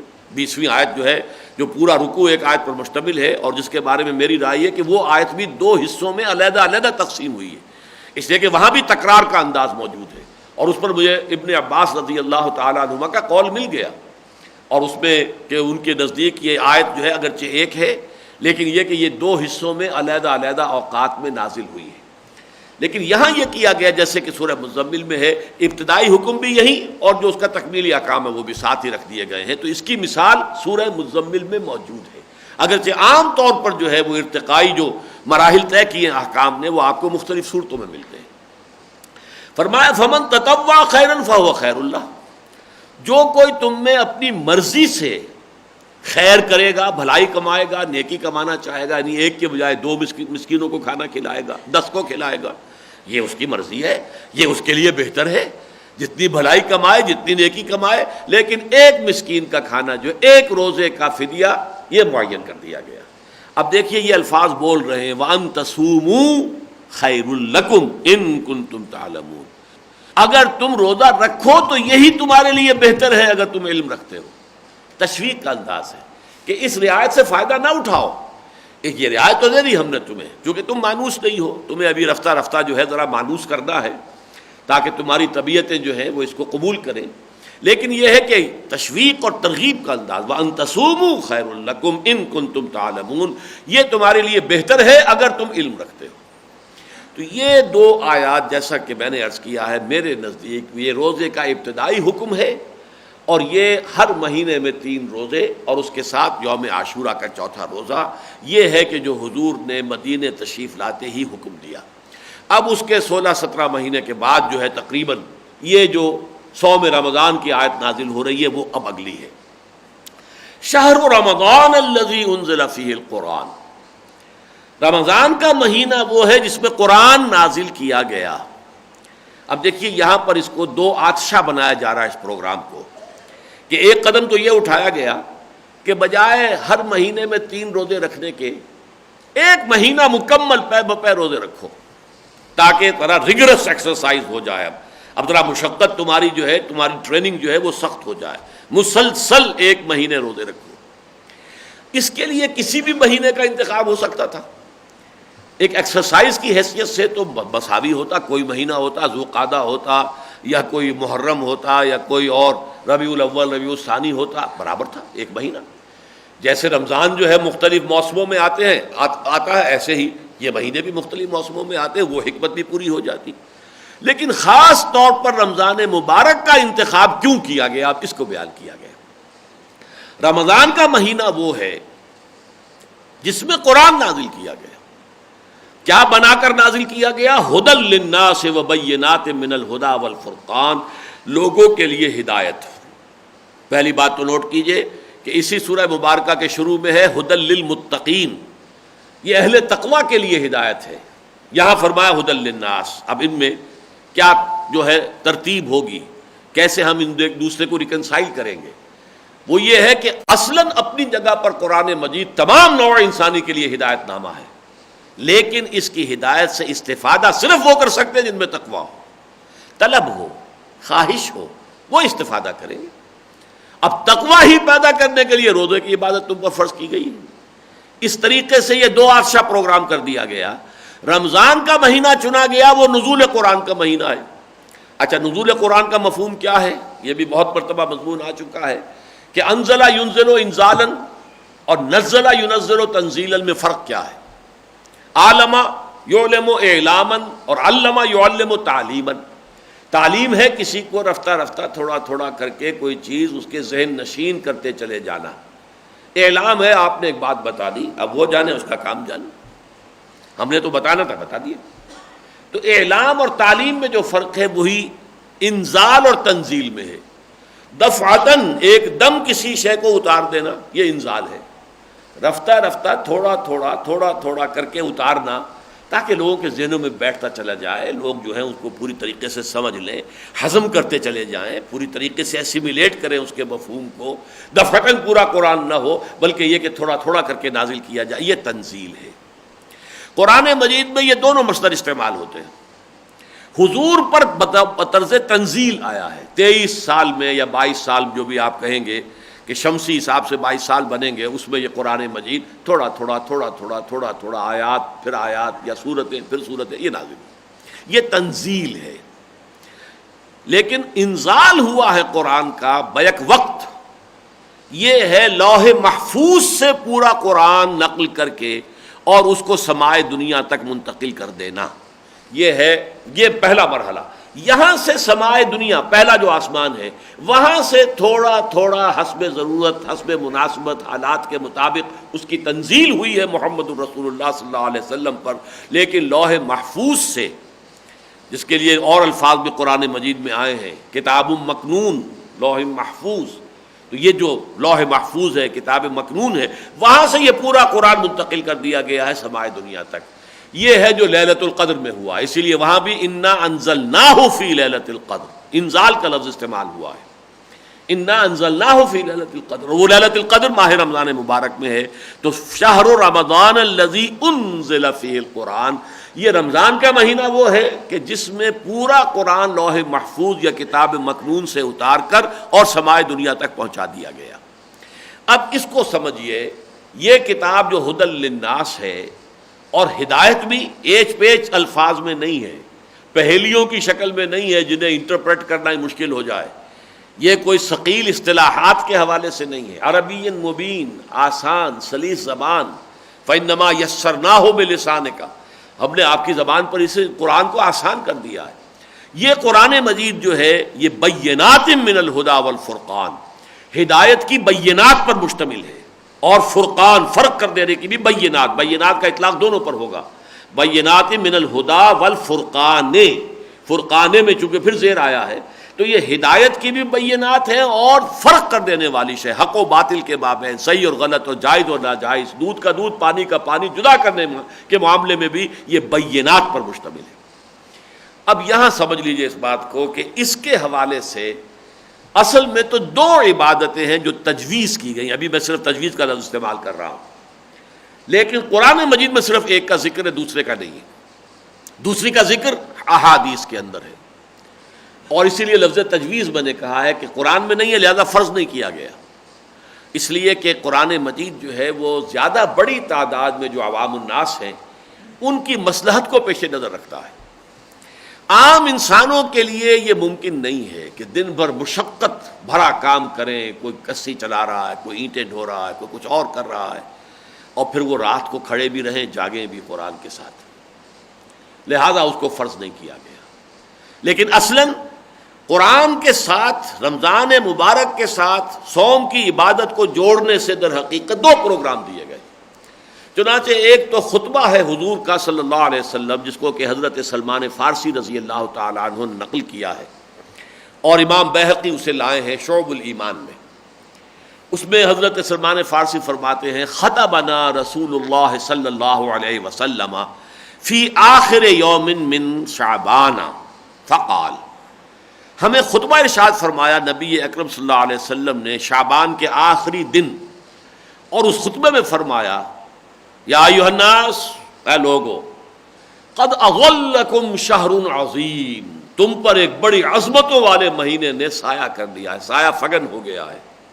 جیسے آپ انگریزی میں کہتے ہیں coming events cast their shadows before, تو شعبان کا آخری دن ہے، رمضان آیا چاہتا ہے، تو گویا کہ رمضان نے سایہ کر لیا ہے شعبان کے اس آخری دن پر، اس کا جو سایہ ہے وہ پڑ رہا ہے. قد اظلکم شہر عظیم، تم پر سایہ فگن ہو گیا ہے ایک بڑی عظمت والا مہینہ. شہر مبارک، بڑی برکتوں والا مہینہ. شہر فیہ لیلۃ خیر من الف شہر، وہ مہینہ جس میں ایک رات وہ بھی ہے جو 1000 راتوں سے زیادہ افضل ہے اپنی قدر و قیمت کے اعتبار سے. اب نوٹ کیجئے دو جملے حضور کے، جعل اللہ صیامہ فریضۃ وقیام لیلہ تطوعا، اللہ تعالیٰ نے قرار دیا ہے اس مہینے میں روزہ رکھنا فرض، اور اس کی راتوں میں جاگنا، کھڑے رہنا تمہاری مرضی پر، تطوعاً، اس کو فرض نہیں کیا. لیکن نوٹ کیجئے کہ شروع میں لفظ ہے جعل اللہ. ویسے تو یہ کہ رات کی عبادت ہے، تہجد ہے، رات کو کھڑے ہونا ہے، یہ بقیہ جو مہینے ہیں آپ وہ شوال میں بھی اور شعبان میں بھی اور ذوالقعدہ میں بھی اور ذوالحجہ میں بھی اور محرم میں بھی، سفر میں بھی، جب بھی کریں، بہت بڑی بات ہے. تہجد ہے جس کا الزام جب چاہیں. لیکن یہاں لفظ جعل آگے مجعول کے صیغے میں، گویا کہ اس کے مفعول دونوں ہو گئے، لیکن ایک کا مجعول ہونا جو ہے فرض کے درجے میں. جعل اللہ صیامہ فریضۃ، اللہ تعالیٰ نے ٹھہرا دیا ہے، مقرر کر دیا ہے اس کے اندر روزہ رکھنا فرض، وقیام لیلہ تطوعا، اور اس کی راتوں کو کھڑے رہنا تمہاری مرضی پر، تطوع پر، تم اگر چاہو. یہ فرض نہیں کیا گیا. اگرچہ اس کو تطوع خاص اس درجے میں ہم نہیں کہیں گے کہ بالکل نفل کہہ دیں، اس لیے کہ حضور نے اس کا التزام کیا، حضور نے اس کی تشویق و ترغیب دلائی، لہذا صحابہ کرام نے اس پر عمل کیا. پھر یہ کہ حضرت عمر رضی اللہ تعالیٰ عنہ نے پھر ایک مصلحت عامہ کے لیے یہ تراویح کا نظام با جماعت مقرر کر دیا. لہذا یہ کہ اس میں یہ تو بحث ہو سکتی ہے کہ یہ واجب ہو گئی ہے نماز تراویح، یا یہ کہ یہ ابھی سنت مؤکدہ کے درجے میں ہے، لیکن بہرحال سنت ہے، اس میں کسی شک و شبہ کی گنجائش نہیں. تو یہ دو پروگرام اب ہو گئے. یہی وجہ ہے کہ جو متفق علیہ روایت ہے، جو کہ بخاری اور مسلم دونوں میں حضرت ابو ہریرہ رضی اللہ تعالیٰ عنہ سے، وہاں آپ دیکھیں گے یہ دونوں لفظ آتے ہیں بالکل پیرلل. حضور نے فرمایا من صام رمضان ایمانا واحتسابا غفر له ما تقدم من ذنبه ومن قام رمضان ایمانا واحتسابا غفر له ما تقدم من ذنبه. جس نے روزے رکھے یا روزہ رکھا ماہ رمضان کے دوران اس ایمان کے ساتھ اور اللہ تعالیٰ سے اس کا اجر و ثواب مانگنے اور طلب کرنے کی نیت کے ساتھ، اس کے پچھلے تمام گناہ معاف ہو جائیں گے. اور جو کھڑا رہا رمضان کی راتوں میں اسی ایمان اور احتساب کے ساتھ، غفر له ما تقدم من ذنبه ومن قام لیلۃ القدر ایمانا واحتسابا غفر له ما تقدم من ذنبه. اب ظاہر بات ہے قیام اللیل جو ہے وہ 1 گھنٹے کی تراویح جو ہے وہ اس کا تقاضا پورا نہیں ہوتا. قیام اللیل کا نصاب تو جو ہے وہ تو سورہ مزمل میں ہے، لفظ وہیں آیا ہے. یا ایھا المزمل قم اللیل الا قلیلا نصفہ او انقص منہ قلیلا او زد علیہ ورتل القرآن ترتیلا. اور آخر میں اس پہلے رکوع کے فرمایا، بلکہ دوسرے رکوع کے شروع میں، ان ربک یعلم انک تقوم ادنی من ثلثی اللیل ونصفہ وثلثہ وطائفۃ من الذین معک. تو کم سے کم مقدار ایک تہائی شب بنتی ہے، لیکن یہ کہ اصل جو نصاب ہے وہ آدھی شب، آدھی رات، اور یہ کہ آدمی اور ذرا بڑھے اور تو 2/3 رات ہو جائے. تو یہ ہے در حقیقت نصاب قیام اللیل کا. اس سے کم پر قیام اللیل کا انطباق یا اطلاق نہیں ہو سکتا. اس حوالے سے اصل میں جو مقصود تھا وہ تو یہ تھا کہ دن میں تو روزہ رکھنا ہے، اور وہ ظاہر بات ہے دن کے 1 گھنٹے کا یا 2 گھنٹے کا نہیں، یہ پورے دن کا ہے. اور رات کو کھڑے رہنا اور جاگنا ہے قرآن کے ساتھ، وہ بھی ظاہر بات ہے کہ 1 گھنٹے کا یا 2 گھنٹے کا نہیں ہو سکتا، بلکہ یہ کہ رات کا معتدبہ حصہ جو ہے قرآن کے ساتھ جاگنے میں صرف ہو. یہ ہے کہ جس کی ترغیب دلائی گئی. چنانچہ ایک اور حدیث ہے، اسے بھی امام بیہقی لائے ہیں اپنی شعب الایمان میں. حضرت عبداللہ ابن عمرو بن العاص رضی اللہ تعالی عنہما اس کے راوی ہیں. حضور فرماتے ہیں القرآن والصیام یشفعان للعبد. روزہ اور قرآن بندے کے حق میں شفاعت کریں گے، سفارش کریں گے. یقول الصیام، روزہ یہ کہے گا اے رب منعتہ طعام والشہوات بالنہار، اے اللہ، اے رب، میں نے تیرے اس بندے کو دن کے وقت کھانے پینے سے اور اپنی خواہش نفس سے، جنسی خواہش سے روک کے رکھا، میری وجہ سے روکا رہا، بس میری شفاعت اس کے حق میں قبول فرما. وہ یقول القرآن، اور قرآن کہے گا منعتہ النوم باللیل، میں نے اسے رات کے وقت سونے سے روک کے رکھا، فشفعنی فی، تو میری شفاعت بھی اس کے حق میں قبول فرما. اور حضور فرماتے فیشفعان، ان دونوں کی شفاعت قبول ہوگی. یہاں بھی یہ دونوں چیزیں بالکل پیرلل آ رہی ہیں. تو یہ میں نے وضاحت کر دی کہ رمضان مبارک کا انتخاب ہو گیا اس لیے کہ نزول قرآن کا مہینہ ہے. اچھا، اس کا خاص تقاضا جو ہے وہ قرآن میں بیان نہیں کیا گیا، اسے سنت پر چھوڑ دیا گیا حضور صلی اللہ علیہ وسلم کے لیے. اس لیے کہ دین در حقیقت 2 چیزوں کے مجموعے کا نام ہے، کتاب اللہ و سنت رسولہ صلی اللہ علیہ وسلم. اس اعتبار سے اس میں جو ہے زیادہ فرق نہیں ہے، لیکن بہرحال اس کا فرق ہے کہ ایک چیز فرض ہے، وہ تو ہر حال میں آپ کو ادا کرنی ہے، لیکن ایک چیز یہ ہے کہ جس میں اگرچہ کوشش ہونی چاہیے کہ رات کا اکثر حصہ 2/3، آدھی رات، کم سے کم 1/3 رات جو ہے انسان قرآن کے ساتھ جاگے. اور یہی معمول صحابہ کا تھا، حضور کا تھا. اگرچہ حضور نے صرف 3 دن نماز باجماعت جو ہے تراویح کی ادا کروائی ہے صحابہ کو، اس کے بعد چوتھے دن جو ہے صحابہ کھنگارتے بھی رہے کہ حضور برآمد ہو جائیں اپنے حجرے سے. اور گمان غالب یہ ہے کہ آپ نے تہجد کے وقت ہی، عشاء کے ساتھ متصل نہیں بلکہ بعد میں کچھ تھوڑے عرصے کے بعد، اس کے بعد آپ نے یہ نماز پڑھائی. لیکن 3 دن، چوتھے دن صحابہ جو ہے کوئی اشارے کرتے رہے کہ حضور نکل آئیں، برآمد ہو جائیں، حضور نہیں آئے. اگلی صبح آپ نے فرمایا کہ دیکھو اگر میں نے اس کو تواتر کے ساتھ تمہیں یہ نماز باجماعت پڑھائی تو یہ تم پر فرض ہو جائے گی. لہذا جو ڈائریکشن ہے وہ دے دی گئی، پوائنٹر جو ہے وہ تو عطا کر دیا گیا. مطلوب تو یہ ہے، مقصود یہ ہے، لیکن اسے فرض نہیں کرنا ہے، اس لیے کہ امت کے بہت بڑی تعداد میں لوگ ایسے ہوں گے جن کے لیے یہ جھیلنا مشکل ہو جائے گا. جیسے قیام اللیل کا جو حکم تھا جب وہ منسوخ ہوا ہے، اللہ تعالیٰ کے علم میں ہے علم ان سیکون منکم مرضی وآخرون یضربون فی الارض یبتغون من فضل اللہ وآخرون یقاتلون فی سبیل اللہ. اب ایسے بھی لوگ ہوں گے جو بیمار ہوں گے، اللہ کے علم میں ہے. ایسے بھی ہوں گے جو زمین میں سفر کر رہے ہوں گے معاش کے لیے، تلاش کے لیے، کاروبار کے لیے، اور ایسے بھی ہوں گے جو اللہ کے لیے، اللہ کی راہ میں قتال کریں گے. تو اب یہ قیام اللیل کا حکم جو ہے یہ مستقل اور دائم نہیں رکھا جا سکتا. فقرؤوا ما تیسر من، جتنا ممکن ہو سکے تم قرآن پڑھ لیا کرو. واقیموا الصلاۃ وآتوا الزکاۃ، اور اس کا بدل ہم تمہیں یہ دے رہے ہیں کہ نماز قائم کرو، زکوٰۃ ادا کرو. واقرضوا اللہ قرضا حسنا، اللہ تعالیٰ کو اچھا قرض جو ہے وہ دیتے رہو، اللہ کے لیے انفاق کرتے رہو، اللہ کے دین کے لیے مال خرچ کرتے رہو. وما تقدموا لانفسکم من خیر تجدوه عند اللہ هو خیرا واعظم اجرا واستغفروا اللہ ان اللہ غفور رحیم. تو اس طریقے سے وہاں پر بھی جو ہے وہ حکم منسوخ ہوا، اور یہاں پر بھی جو ہے اس معاملے کے اندر اس میں جو ہے سختی نہیں کی گئی. تشویق و ترغیب تو آ گئی، وہ برقرار ہے، لیکن یہ معاملہ پھر حضرت عمر نے کیا ہے رضی اللہ تعالیٰ عنہ کہ وہ اپنے عہد خلافت میں ایک روز جب مسجد میں داخل ہوئے تو آپ نے دیکھا کہ مختلف ٹولیوں میں لوگ علیحدہ علیحدہ، کوئی اس کونے میں کھڑے ہیں، کچھ لوگ یہ ہیں جو حفاظ جو تھے وہ قرآن پڑھ رہے ہیں، کچھ لوگ ان کے پیچھے کھڑے ہوئے سن رہے ہیں نماز کی شکل میں. تو ان کا کیا ہی اچھا ہو کہ ایک ہی امام کے پیچھے ان کو جمع کر دیا جائے. لہذا یہ ان کا اجتہاد ہے، اور یہ اجتہاد چونکہ خلیفہ راشد کا ہے، لہذا اہل سنت کے جو چاروں مسلک ہیں، چاہے حنفی ہو، چاہے مالکی ہو، چاہے شافعی ہو، چاہے حنبلی ہو، ان سب کے نزدیک جو ہے یہ اب کم سے کم سنت مؤکدہ بلکہ یہ واجب کے درجے تک میں ہے. اس لیے کہ حضور نے فرمایا علیکم بسنتی و سنت الخلفاء الراشدین المہدیین، تمہارے ذمے ہے کہ تم پیروی کرو میری سنت کی بھی اور میرے خلفاء راشدین کی سنت کی بھی.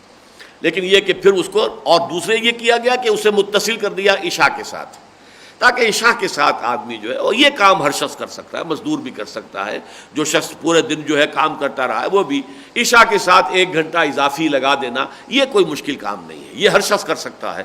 تو جیسے کہتے ہیں مالا یدرک کلہ لا یترک کلہ، جو شے پوری کی پوری حاصل نہ کی جا سکے اسے پوری کی پوری کو چھوڑ بھی نہیں دینا چاہیے. جتنی حاصل ہو سکتے اتنی تو حاصل کر لی جائے. تو اگر یہ تہائی شب، نصف شب، 2/3 شب جاگنا ممکن نہیں ہے تو کم سے کم یہ کہ یہ 1 گھنٹہ تو لگا لیا کرو کہ اس میں تم جو ہے وہ 20 رکعتوں میں، یا بعض جگہوں پر یہ 36 رکعتوں تک آتا ہے. جو امام مالک کی جو فقہ ہے، فقہ مالکیہ، اس کے اندر 36 رکعتیں بھی ہیں، لیکن یہ کہ عام طور پر 20 ہی کا معاملہ ہے. چنانچہ حنبلی فقہ جو ہے کہ جو یوں سمجھیے کہ اہل حدیث فقہ سے نزدیک ترین ہے، امام احمد ابن حنبل جو ہیں ان چاروں ائمہ میں سے سب سے جو بعد کے ہیں وہ امام احمد ابن حنبل ہیں، جن کے سامنے امام اعظم کے اجتہادات بھی موجود تھے، امام مالک کے اجتہادات بھی موجود تھے، امام شافعی کے اجتہادات بھی موجود تھے. تو گویا کہ مؤخر ہونے کے نتیجے میں انہیں یہ فائدہ ہوا کہ ان سب کے اجتہادات بھی ان کے سامنے تھے، ان پر غور کر کے انہوں نے ایک رائے قائم کی. ان کے نزدیک بھی 20 رکعتیں ہیں. چنانچہ 20 ہی رکعتیں ہیں کہ جو حرمین شریفین میں، مسجد حرام میں بھی، مسجد نبوی میں بھی، مکے میں بھی اور مدینہ منورہ میں 20 رکعتیں ادا کی جاتی ہیں. بہرحال یہاں میں نے وضاحت کر دی ہے شہر رمضان کے حوالے سے اس جو عبادت صوم ہے اس کے ساتھ ایک اضافی عبادت ہے رات کو قرآن کے ساتھ جاگنے کی، جس میں کہ مقصود تو یہ ہے کہ کم سے کم تہائی شب انسان جو ہے بسر کرے نماز قرآن کے ساتھ، قرآن پڑھے، قرآن سیکھے، قرآن سنے. لیکن یہ ہے کہ کم سے کم جو ہے اس سے جو ہے کوئی شخص جو ہے اگر نہیں کر سکتا ہے تو بہرحال وہ تراویح کا نظام جو ہے اسی سے استفادہ کرے. شہر رمضان الذی انزل فیہ القرآن ھدی للناس وبینات من الھدی والفرقان فمن شہد منکم الشہر فلیصم. تو جو کوئی بھی تم میں سے موجود ہو یا تم میں سے جو شخص بھی پائے اس مہینے کو، یعنی سفر پر نہیں ہے وہ بلکہ اپنے ہاں مقیم ہے، تو اس کے لیے فلیصم ہو. اب یہ صیغہ امر آیا ہے، اب اس کے لیے لازم ہے کہ اس کے روزے رکھے، اس کے دوران پورا مہینہ جو ہے وہ روزے رکھ کر بسر کرے. البتہ جو پہلی رعایت تھی اسے دوبارہ دہرا دیا، یہ رعایت برقرار رہے گی. ومن کان مریضا او علی سفر فعدۃ من ایام اخر. جو کوئی بیمار ہو یا سفر پر ہو، اور یہ میں نے عرض کیا تھا کہ یہ جو تکرار ہے اسی نے میرے ذہن کو ادھر راغب کیا تھا کہ یہ دونوں جو ہے صوم رمضان سے متعلق نہیں ہو سکتی باتیں، بلکہ یہ مختلف اوقات میں نازل ہونے والے احکام ہیں. پھر ایام و معدودات کے لفظ پر غور کرنے سے مزید بات واضح ہوئی کہ 30 دن جو ہے اس پر ایام و معدودات کا اطلاق مناسب معلوم نہیں ہوتا. وہ گنتی کے چند دن نہیں ہے، 30 دن تو بہرحال ایک مدت بنتی ہے، لہذا وہی 3 دن والی بات جو ہے وہ صحیح ہے، واللہ اعلم. لیکن یہ کہ فرمایا یرید اللہ بکم اليسر ولا یرید بکم العسر، یہ گویا کہ ایک ڈائریکٹو ہے. اللہ تمہارے لیے آسانی چاہتا ہے، سختی نہیں چاہتا. یعنی یہ کہ تشدد پسندی جو ہے دین میں وہ پسند نہیں ہے. ایک شخص کو 104 بخار چڑھا ہوا ہے لیکن روزہ نہیں چھوڑنا، یہ تشدد ہے، یہ تقویٰ نہیں ہے، بلکہ مولانا مودودی کی اصطلاح میں تقویٰ کا حیضہ ہے. یہ در حقیقت پسندیدہ اور مطلوب شے نہیں ہے. یا یہ ہے کہ سفر پہ ہے روزہ رکھا ہوا، اور سفر بھی کیونکہ بعض صحابہ نے یہ واقعہ ہوا حضور کے زمانے میں کہ سفر پر تھے آپ، کسی غزوے پر ہوں گے، تو وہاں جا کر کچھ لوگ روزے سے تھے، کچھ نہیں تھے. جو روزے والے تھے وہ تو جا کے بے سود ہو کر گر گئے، اور جو جن کے روزے نہیں تھے انہوں نے جا کے خیمے میں لگائے، وہاں انتظام کیا. تو حضور نے فرمایا آج جو روزہ نہ رکھنے والے ہیں وہ اجر میں بازی لے گئے ان سے کہ جنہوں نے روزہ رکھا ہے. یہ تو آ کے بے سود ہو کے گر گئے یہاں پر، انہوں نے آ کر جو ہے کام کیا، محنت کی ہے. اسی طریقے سے ایک شخص کو آپ نے دیکھا کہ وہ بے ہوش ہو گیا ہے، روزے سے تھا. پوچھا کیا وجہ ہے روزے سے؟ فرمایا لیس من البر الصیام فی السفر، سفر میں روزہ رکھنا یہ کوئی نیکی کے کاموں میں سے نہیں ہے. وہی بات وہ لیس البر ان تولوا وجوہکم قبل المشرق والمغرب. لیکن یہ ہوتا ہے کہ کچھ لوگوں میں وہ مذہبیت جو ہے جب اس کا کچھ زیادہ ہی رنگ چڑھ جاتا ہے مذہبیت کا. ایک ہے دین، جب ایک تصور جو ہے بہت وسیع ہوگا تو ہر چیز جو ہے وہ اس کے اندر اپنے پروپورشنیٹ مقام پر آ جائے گی. جب وہ دین کا تصور تو رہا نہیں، نرا مذہب رہ گیا ہے، تو اب یہ تمام چیزیں جو ہے ریچولز جو ہیں یہ آؤٹ آف پروپورشن جو ہے میگنیفائی ہو کر سامنے آ جاتی ہیں. ان کی اہمیت اور ان کے لیے جو ہے حساسیت جو ہے لوگوں میں بہت بڑھ جاتی ہے.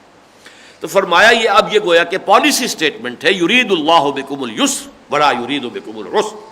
اللہ تمہارے ساتھ آسانی چاہتا، سختی نہیں چاہتا. وَلِتُكْمِلُوا الْعِدَّةَ، البتہ اب یہ لازم ہے، وہ رعایت ختم ہو گئی. وَعَلَى الَّذِينَ يُطِيقُونَهُ فِدْيَةٌ طَعَامُ مِسْكِين، وہ رعایت ختم ہو گئی. وَلِتُكْمِلُوا الْعِدَّةَ، تاکہ تم مکمل کرو تعداد. بخار کی وجہ سے 3 روزے رہ گئے تو 3 روزے جو ہیں بعد میں پورے کرو. سفر کی وجہ سے کچھ روزے قضا ہو گئے تو بعد میں پورے. اب تعداد پوری کرنی ہوگی. اگر 29 کا رمضان تھا تو 29 کی تعداد پوری کرنی ہوگی، 30 کا رمضان تھا تو 30 کی تعداد پوری کرنی ہوگی. اب وہ دوسری رعایت ختم ہو گئی.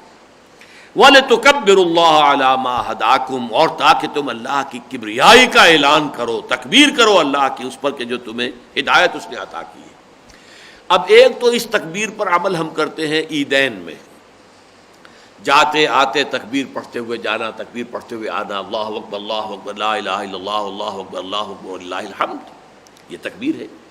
پھر جب ہم نمازیں پڑھتے ہیں، عید الاضحیٰ کی ہو یا عید الفطر کی ہو، تو اضافی تکبیریں ہوتی ہیں، 6 تکبیریں اضافی، 3 پہلی رکعت میں، 3 بعد میں. لیکن تکبیر بمانی اللہ کو بڑا کرنا، اللہ کی بڑائی کا نظام قائم کرنا، اس کے حوالے سے اس کا تعلق جڑ جائے گا. اس سے اگلے رکوع میں مضمون آ رہا قتال فی سبیل اللہ کا، وَقَاتِلُوهُمْ حَتَّى لَا تَكُونَ فِتْنَةٌ وَيَكُونَ الدِّينُ لِلَّهِ. اب جنگ جاری رکھو یہاں تک کہ فتنہ ختم ہو جائے اور دین اللہ کے لیے ہو جائے خالص، اللہ کی حکومت قائم ہو جائے. اسی طرح جب سورہ حج میں یہ الفاظ آئے ہیں وَلِتُكَبِّرُوا اللَّهَ عَلَى مَا هَدَاكُمْ، تو اس کے فوراً بعد قتال کا حکم ہے. أُذِنَ لِلَّذِينَ يُقَاتَلُونَ بِأَنَّهُمْ ظُلِمُوا وَإِنَّ اللَّهَ عَلَى نَصْرِهِمْ لَقَدِيرٌ. تو اس اعتبار سے وہ جو تکبیر رب کی عملی تحریک اور جد و جہد جاری تھی، اس کا جو آخری مرحلہ تھا قتال، اس کی طرف بھی ایک پوائنٹر ہے، اس کی طرف بھی ایک اشارہ کیا جا رہا ہے. یہ روزے کی سختی بھی تمہیں در حقیقت اس لیے جو ہے تم پر ڈالی جا رہی ہے کہ جنگ کی سختیاں جو ہیں جھیلنے کے قابل ہو جاؤ. حین الباس، آیت البر بھی ختم ہوئی تھی اسی پر، وَصَابِرِينَ فِي الْبَأْسَاءِ وَالضَّرَّاءِ وَحِينَ الْبَأْسِ. جنگ کے وقت جنگ کی سختیوں کو جھیلنے کی تمہارے اندر صلاحیت پیدا ہو جائے. تو اس حوالے سے یہ جو احکام حج آ رہے ہیں سورہ حج میں یا احکام صوم یہاں آئے ہیں، دونوں میں یہ ہے وَلِتُكَبِّرُوا اللَّهَ عَلَى مَا هَدَاكُمْ وَلَعَلَّكُمْ تَشْكُرُونَ، اور تاکہ تم شکر کرو. یہ تاکہ جو ہے اس کو سمجھنے کے لیے تھوڑا سا غور کرنا پڑے گا. شکر کسے کہتے ہیں؟ کسی نعمت کے نعمت ہونے کا احساس ہو جائے، اس کی قدر و قیمت کا ادراک ہو جائے، یہ ہے شکر بالقلب. امام راغب نے شکر کے 3 درجے قائم کیے. ویسے یہ لفظ جو آتا ہے عربی لغت میں عین شکرا، ایک ایسا چشمہ ہے جس میں سے پانی ابل رہا ہے، کوئی شے جو ہے اندر سے خوب ابل رہی ہے. اسی طرح شکر کا جذبہ جو ہے وہ انسان کے دل کی گہرائیوں سے ابھرتا ہے اگر اس کی فطرت مسخ نہیں ہوئی ہے، اگر وہ سلیم الفطرت انسان ہے.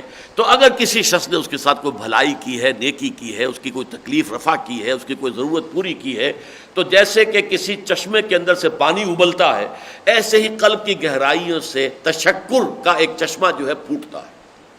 تو سب سے پہلا مرحلہ اس کا یہ کہ دل میں ادراک اور احساس ہو جائے کہ اس شخص نے میرے ساتھ بڑی بھلائی کی ہے. اگر اس کا ادراک ہی نہیں ہوا، جس کی مثال یہ ہے کہ آپ نے بچے کے ہاتھ پر ہیرا رکھ دیا، بچے کو کیا پتا کہ یہ ہیرا ہے کہ کانچ ہے، اسے تو اس کا شعور ہی نہیں ہے، تو وہ ہیرے کے متناسب پروپورشنیٹ شکر نہیں پیدا ہوگا اس کے اندر. جبکہ کسی جوہری کے ہاتھ میں آپ نے ہیرا رکھ دیا ہو تو اس کے اندر وہ تشکر جو ہے پروپورشنیٹ ہوگا کہ مجھے کیا شے دے دی گئی ہے. تو امام راغب کہتے ہیں یہ ہے شکر بالقلب، ادراک ہو جائے کسی نعمت کا کہ یہ نعمت کتنی بڑی ہے. پھر شکر باللسان ہے، زبان سے شکر ادا کرو. پھر شکر بالجوارح ہے، اپنے پورے وجود سے اس نعمت کا حق ادا کرو. کسی بچے کو اس کو والد نے بڑی اچھی کتاب لا کر دی، بچہ مہذب ہے، سویلائزڈ ہے، وہ تھینکس ڈیڈ یہ کہہ دیا اس نے، ابا جان آپ کا شکریہ، آپ نے میرے لیے یہ کتاب لے کر آئے، پھر اس نے اٹھا کر اسے اوپر رکھ دیا، اسے پلٹ کر دیکھا ہی نہیں، تو یہ ناشکری ہے۔ لیکن اگر اس نے اس کو پڑھا، اس سے استفادہ کیا، تو یہ شکر ہے عمل کے ساتھ، جو کہ اس کے پورے وجود سے شکر ہوگا، شکر بالقلب، شکر باللسان، شکر بالجوارح۔ اب یہاں شکر کس سے کا ہے؟ قرآن کا۔ کتنی عظیم دولت اللہ نے تمہیں دی ہے، اس کا تمہیں ادراک ہو۔ ادراک کب ہوگا؟ اس جگہ پر آ کر ہمیں صوم رمضان کی جو ایک ایڈیشنل ڈائمنشن ہے وہ سامنے آئے گی، کہ ہمارے وجود میں جسے ہم نے ابھی ایڈ لیبیڈو کہا تھا اور پھر ایگو کہا اور سپر ایگو کہا، تو جان لیجئے کہ ہمارے وجود کے یہ دو حصے ہیں، ایک فرشتہ ہے، از فرشتہ سرشتہ وز حیوان، اور ایک حیوان ہے ہمارے اندر، آدمی زادہ ترفع معجون است از فرشتہ سرشتہ وز حیوان۔ ایک روح ربانی ہے جو آسمان سے آئی ہے، جو ہمیں اوپر کھینچتی ہے نیکی کے لیے، بھلائی کے لیے، اللہ کا قرب حاصل کرنے کے لیے۔ ایک ہمارا یہ نفس حیوانی ہے جو زمین سے آیا ہے، منہا خلقناکم وفیہا نعیدکم ومنہا نخرجکم تارۃ اخری، یہ ہمیں اپنی طرف گھسیٹتا ہے، زمین کی طرف، زمینی لذتیں، زمینی خواہشات، یہ ان کی طرف، یہ کشاکش ہے جو ہو رہی ہے۔ اور اکثر و بیشتر انسان اکثر و بیشتر اوقات میں وہ اس روح کے تقاضوں کو بھول کر کلیتاً اپنے وجود حیوانی کے تقاضوں کو پورا کرنے میں لگ جاتا ہے۔ روح بھوک سے، اضمحلال سے سسکتی ہے، یا مر گئی یا سسک رہی ہے، بے ہوش ہے، اس لیے کہ ادھر توجہ ہی نہیں، اس کے لیے کسی غذا کا اہتمام ہی نہیں۔ پیٹ کھانے کو مانگتا ہے، جسم کی غذا ہم جو ہے فراہم کرتے ہیں، اس کے لیے کتنی بڑی سے بڑی محنت اور مشقت کرنے کو تیار ہے۔ ذرا سا یہاں ایک پھنسی نکل آئے تو اس کے علاج کے لیے جو ہے بھاگے پھریں گے، اور اس کے لیے جو ہے کچھ نہ کچھ کریں گے، کوئی اینٹی بایوٹکس لیں گے، کہیں کوئی چیرا دلوائیں گے، کچھ اور کریں گے، لیکن روح کا تو فکر ہی نہیں۔ تو عام حالات میں یہ روح جو ہے دبی ہوئی ہوتی ہے حیوانیت کے بوجھ تلے۔ اب رمضان کا دو عطشہ پروگرام کیا ہے؟ دن میں روزہ رکھو، اس نفس حیوانی کو مزمحل کرو، یہ کمزور ہو، اس کی گرفت ڈھیلی پڑے اس روح ملکوتی پر، اس کا وزن جو پڑ رہا ہے، دباؤ پڑ رہا ہے، اس میں کمی آئے گی، تھوڑا سا اس روح کو جو ہے وہ ہوش آئے۔ جیسے یہ کہ کوئی بیچارہ غریب آدمی جو ہے وہ پیاس کی وجہ سے، بھوک کی وجہ سے وہ بے ہوش ہو گیا، اب اسے پتہ بھی نہیں ہے کہ میری کیا ضرورت ہے کیا نہیں ہے، لیکن فرض کیجئے کسی شخص نے آ کر اسے پانی کے کچھ چھینٹے دیے، پانی اس کے منہ لبوں سے لگایا، اب وہ ہوش میں آیا، اب اسے اندازہ ہوا پانی کتنی بڑی نعمت ہے، کتنی بڑی نعمت ہے، کتنی بڑی نعمت ہے۔ عام حالات میں ہمیں کیا اندازہ ہوتا ہے؟ ذرا سی پیاس لگی، ایک گلاس، دو گلاس، اچھے سے اچھا مشروب، ہمیں اس کی نعمت کا احساس نہیں ہوتا۔ وہ تو جیسے کہ بعض لوگوں نے لکھا ہے، کسی وقت آدمی کے اوپر اگر پیاس کی وجہ سے جان پر بنی ہوئی ہو تو کوئی بادشاہ اپنی پوری مملکت دے دے گا ایک گھونٹ پانی کے لیے، تب معلوم ہوگا اسے کہ ایک گھونٹ پانی کی کیا قدر و قیمت ہے۔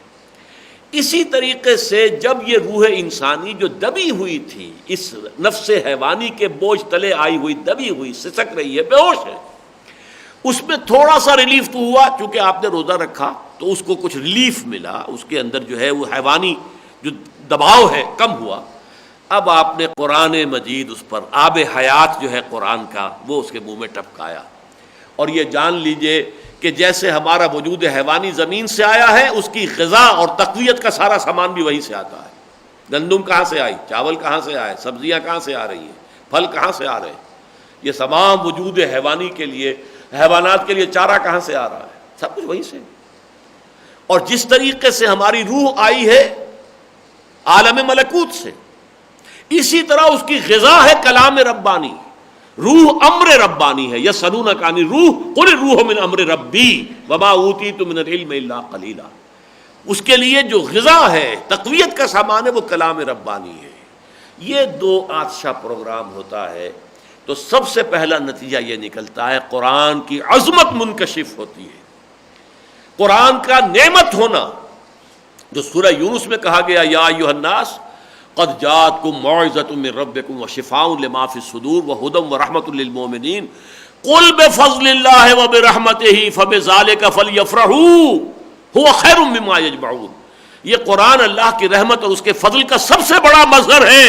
خوشیاں منانی ہے، جشن منانا ہے تو اس پر مناؤ کہ اللہ نے تمہیں قرآن جیسی دولت دی ہے، تم جو کچھ بھی ساز و سامان دنیا کا جمع کر رہے ہو، جو دولت بھی تم نے فراہم کی ہے، ان سے کہیں بڑھ کر قیمتی شے یہ قرآن ہے۔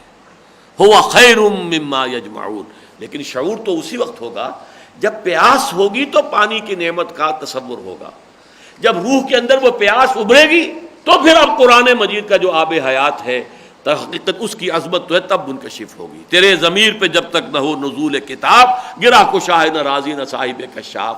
تو پہلا جو عمل ہے اس کا نتیجہ وہ ہے لعلکم تشکرون، تاکہ تم حقیقی معنی میں شکر ادا کر سکو قرآن کا۔ قرآن کی عظمت تم پر منکشف ہوگی تبھی، قرآن کا نعمت ہونا تم پر اسی وقت منکشف ہوگا جب کہ تم اس پروسیس میں سے گزرو۔ اور اسی کے ساتھ ذہن میں، جیسے کہ میں نے پہلے بھی جوڑ ملا دیا تھا کہ قرآن مجید یہاں کہتا ہے ھدی للناس، اور سورہ بقرہ کے شروع میں کہتا ہے ھدی للمتقین، تو گویا کہ صوم کی عبادت ہے تقویٰ کے لیے، تو یہ جو ہے ٹرائنگل مکمل ہو گئی، تاکہ تم قرآن سے تقویٰ حاصل کرو، تاکہ تم روزے سے تقویٰ حاصل کرو، تقویٰ سے قرآن حاصل کرو، اور قرآن کی عظمت جو ہے اس سے تم واقف ہو جاؤ، وہ تم پر منکشف ہو جائے۔ اس حوالے سے یہ پہلا لفظ آیا ہے لعلکم تشکرون، تاکہ تمہارے اندر قرآن کی عظمت حقیقتاً منکشف ہو جائے تم پر، اور صحیح معنی میں شکر ادا کر سکو تم اللہ کا اس عظیم نعمت پر کہ جو قرآن کی شکل میں اللہ نے تمہیں عطا فرمائی۔ اور یہ بھی نوٹ کر لیجئے کہ اللہ تعالیٰ نے خود بھی اپنی تعریف کی ہے اور گویا کہ ہمیں تلقین کی ہے، الحمدللہ الذی انزل علی عبدہ الکتاب ولم یجعل لہ عوجا۔ سورہ کہف کی پہلی آیت، کل حمد، کل ثنا، کل تعریف، کل شکر اس اللہ کے لیے ہے جس نے اپنے بندے پر صلی اللہ علیہ وسلم یہ کتاب نازل فرمائی جس میں کوئی ایچ پیچ نہیں رکھا، کوئی کجی نہیں رکھی۔ اچھا اگلی آیت پڑھیے اب، وَإِذَا سَأَلَكَ عِبَادِي عَنِّي فَإِنِّي قَرِيبٌ۔ اس آیت کے ربط اور تعلق کو تو اکثر و بیشتر لوگ بالکل نہیں سمجھ سکے، اور میں حیران ہوا کہ سب سے بڑھ کر جو ربط قرآن کے سب سے بڑے علمبردار ہیں وہ بالکل ہی نہیں سمجھ پائے اس کا ربط کیا ہے۔ اور جب میرے بندے آپ سے نبی میرے بارے میں پوچھیں تو کہیے کہ انی قریب، میں قریب ہی ہوں، اجیب دعوت الداع اذا دعان، میں تو ہر پکارنے والے کی پکار کو سنتا ہوں، جب بھی پکارے، جہاں بھی پکارے، نہ صرف سنتا ہوں، قبول کرتا ہوں اس کی دعا کو۔ لیکن یہ کہ یہ یک طرفہ عمل نہیں ہوگا، فَلْيَسْتَجِيبُوا لِي، چاہیے کہ وہ بھی تو میری پکار کو سنیں، لبیک کہیں، میری باتیں مانیں، وَلْيُؤْمِنُوا بِي، اور مجھ پر رکھیں پورا یقین، پورا ایمان، پورا ایقان، لَعَلَّهُمْ يَرْشُدُونَ۔ یہ تیسرا لعل آ گیا تاکہ وہ رشد اور فوز و فلاح سے ہمکنار ہو جائیں۔ یہ اونچی، سب سے اونچی منزل ہو گئی رشد۔ خلفائے راشدین، صحابہ اکرام کو اولئک ھم الراشدون، رشد اور فلاح یہ سب سے اونچی اصطلاحات ہے۔ فائز ہو جانا، فائز المرا، اولئک ھم الفائزون، اولئک ھم الراشدون، اولئک ھم المفلحون۔ تو یہ رشد جو ہے یہ گویا کہ انسان اپنا وہ اصل مقام جو اللہ نے اس کے لیے پوٹینشلی جس پر کہ اسے پیدا کیا ہے وہاں تک پہنچ جائے، حقیقتاً خلیفۃ اللہ بن جائے، یہ رشد ہے۔ لہذا یہ لعل پہلے آیا تھا، کتب علیکم الصیام کما کتب علی الذین من قبلکم لعلکم تتقون۔ میں نے کہا تھا یہ پہلا حکمت قرآن کا پہلا لیول ہے، ضبط نفس پیدا ہو جائے، تقویٰ پیدا ہو جائے۔ اس کے بعد شہر رمضان الذی انزل فیہ القرآن، اس کے لیے عبادت کے لیے ہم نے مقرر کر دیا رمضان کا مہینہ جس میں قرآن نازل ہوا، اس کے روزے بھی رکھو۔ اور جیسا کہ میں نے عرض کیا کہ اگرچہ یہاں نہیں ہے لیکن سنت رسول کے ذریعے سے وہ دوسری عبادت جو ہے واضح کر دی گئی کہ رات کا زیادہ سے زیادہ جتنا بھی ممکن ہے حصہ قرآن کے ساتھ گزارو، جاگو اور قرآن کو اپنے اندر اتارو۔ اس کا نتیجہ پہلا نکلے گا یہ کہ لعلکم تشکرون، تاکہ تمہارے اندر قرآن کی اصل عظمت کا ادراک اور شعور پیدا ہو جائے، اور پھر صحیح معنی میں تم قرآن پر اللہ کا شکر ادا کرو اور صحیح معنی میں قرآن سے استفادہ کرو، اسے اپنا امام بناؤ۔ وَجَعَلْهُ لَنَا إِمَامًا وَنُورًا وَهُدًى وَرَحْمَةً، صرف اللہ سے دعا نہ کرو، اسے بالفعل اپنا امام اور نور اور اپنے لیے ہدایت اور رحمت بناؤ۔ اور اس کے بعد اصل نتیجہ کیا نکلے گا کہ تمہاری روح جب بیدار ہوئی، وہ بے ہوش پڑی ہوئی تھی پیاس سے، اس کے اوپر آب حیات قرآن کا ٹپکایا گیا، اب اس میں کوئی تقویت پیدا ہوئی ہے، تو ایک قانون ہے، کل شیء یرجع الی اصلہ، ہر شے اپنی اصل کی طرف رجوع کرتی ہے۔ یہ روح کہاں سے آئی تھی؟ عالم بالا سے، یہ اس عالم اسفل کی شے نہیں ہے، یہ عالم خلق کی شے نہیں، یہ عالم امر کی شے ہے، لہذا یہ تو ہوگی تو اس کی توجہ کدھر ہوگی؟ وہ جو ہم ہائی اسکول میں مسلسل کئی سال صبح جو ہم پڑھا کرتے تھے حمد، اس حمد کے الفاظ یہ بھی ہیں، مجھ کو ہے تیری جستجو، مجھ کو تیری تلاش ہے، خالق میرے کہاں ہے تو، مجھ کو تیری تلاش ہے۔ روح انسانی جو ہے اس کے اندر جو طلب پیدا ہوتی ہے وہ قرب خداوندی کی ہے، بلکہ اللہ تعالیٰ سے وصل، اللہ کا قرب حاصل کرنا، یہ ہے کہ جو روح کے اپنے اندر جو اس کی طلب ہے، جو دبی ہوئی تھی، اس کی طرف دھیان ہی نہیں، اس کی طرف توجہ ہی نہیں، وہ تو بیچاری سسک رہی تھی، بے ہوش پڑی تھی، یا ابو جہل جیسے لوگوں کی مر چکی تھی، ختم ہو چکی تھی، وہ بحیثیت انسان مر چکے تھے، ان کی روح ختم ہو چکی تھی۔ وہ تو صرف حیوان ابو جہل زندہ تھا، حیوان ابو لہب زندہ تھا، انسان ابو لہب اور انسان ابو جہل مر چکے تھے۔ لیکن کچھ لوگ ہیں کہ جو مرے نہیں، ابھی روح سسک رہی ہے، بالکل بے ہوش ہے، لیکن ہوش میں آ گئی تو اب کدھر متوجہ ہوگی؟ جب ادھر متوجہ ہوگی، خالق میرے کہاں ہے تو، مجھ کو میری تلاش ہے، تو اب اس کے اندر جو یہ داعیہ پیدا ہوگا قرب الہی کی تلاش کا، اللہ سے ہم کلام ہونے کا، اللہ سے مناجات کرنے کا، تو اس کے لیے فرمایا جب میرے بندے آپ سے میرے بارے میں سوال کریں تو ان کو بتا دیجئے میں کہیں دور نہیں، مجھے پکارنے کے لیے ویرانوں میں جانے کی ضرورت نہیں ہے، مجھ سے لو لگانے کے لیے کہیں جا کر گپھاؤں میں اور جنگلوں میں اور پہاڑوں کی چوٹیوں پر یا غاروں میں بیٹھ کر جو ہے تپسیاؤں کی ضرورت، جب چاہو جہاں چاہو مجھ سے ہم کلام ہو جاؤ۔ اس سے بڑا اوپن لائسنس جو ہے واقعہ یہ ہے، یہ میری بات اچھی طرح پلے باندھ لیجئے کہ اگرچہ ہیومن رائٹس کا میگنا کارٹا، انسانی حقوق کا میگنا کارٹا بہت بڑی دستاویز تھی کہ جس میں انسان کے حقوق معین کیے گئے، میرے نزدیک اس آیت سے بڑا میگنا کارٹا کوئی نہیں، اس سے زیادہ لبریٹنگ شے کوئی نہیں نوع انسانی کے لیے، اس لیے کہ ہمیشہ یہ رہا ہے کہ انسانوں کو کچھ چالاک انسانوں نے اس دھوکے میں ڈالا، تمہارا خدا بہت دور بہت دور بہت دور، تم بہت گھٹیا بہت رذیل، تم گناہوں میں لت پت نجس، تم اس سے ہم کلام نہیں ہو سکتے۔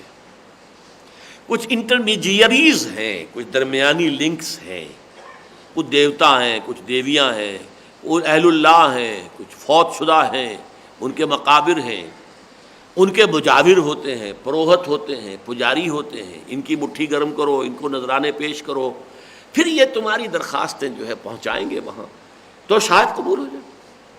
یہ بدترین ایکسپلائٹیشن نو انسانی کی مذہب کے حوالے سے ہوئی۔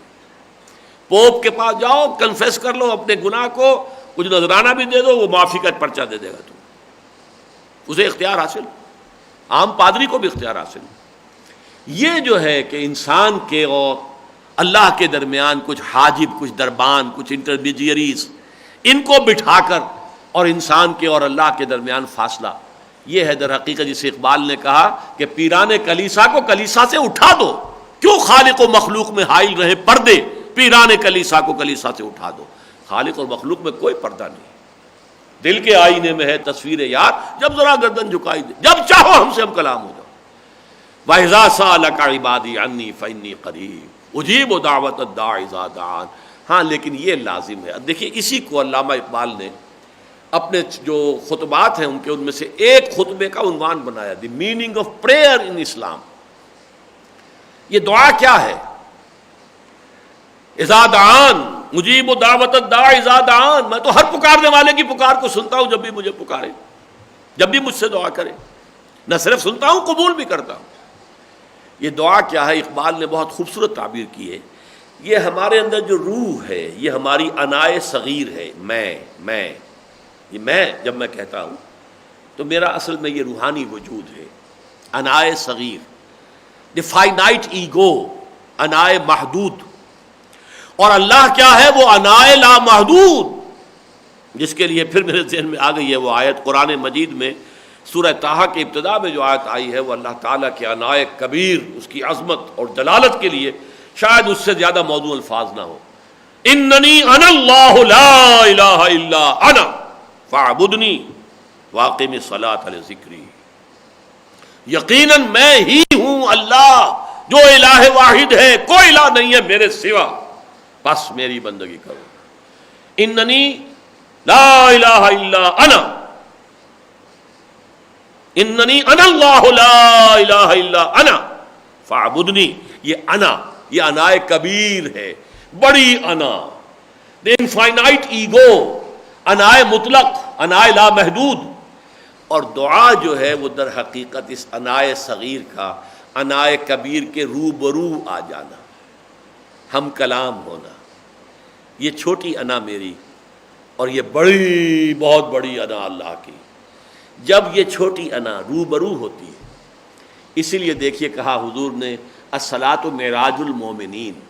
یہ نماز تو اصل میں اہل ایمان کی معراج ہے. جیسے مخاطبہ الہی سے محمد الرسول اللہ سرفراز ہوئے معراج میں، اسی طریقے سے ایک بندہ مومن نماز کے اندر اللہ سے ہم کلام ہوتا ہے.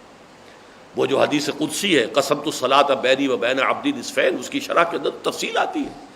جب بندہ کہتا ہے الحمدللہ رب العالمین، اللہ فوراً فرماتا ہے حمدنی عبدی، میرے بندے نے میری حمد کی ہے. جب کہتا ہے الرحمن الرحیم اثنا علی عبدی، میرے بندے نے میری ثنا کی ہے. جب بندہ کہتا ہے مالک یوم الدین، اللہ فرماتا ہے مجدنی عبدی، میرے بندے نے میری بزرگی بیان کی ہے. یہ جو قرب ہے یہ ہے دعا. دس از دی ایسنس آف دعا. ایک ہوتا ہے دعائیں پڑھنا، جیسے کہ حج کے لیے بھی کتابیں موٹی موٹی لوگ لے جاتے ہیں، وہ طواف کرتے ہوئے دعائیں پڑھ رہے ہوتے ہیں. وہ دعا کا پڑھنا اور ہے دعا کا مانگنا، دعا میں ہم کلام ہونا اللہ سے، یہ بالکل دوسری شے ہے.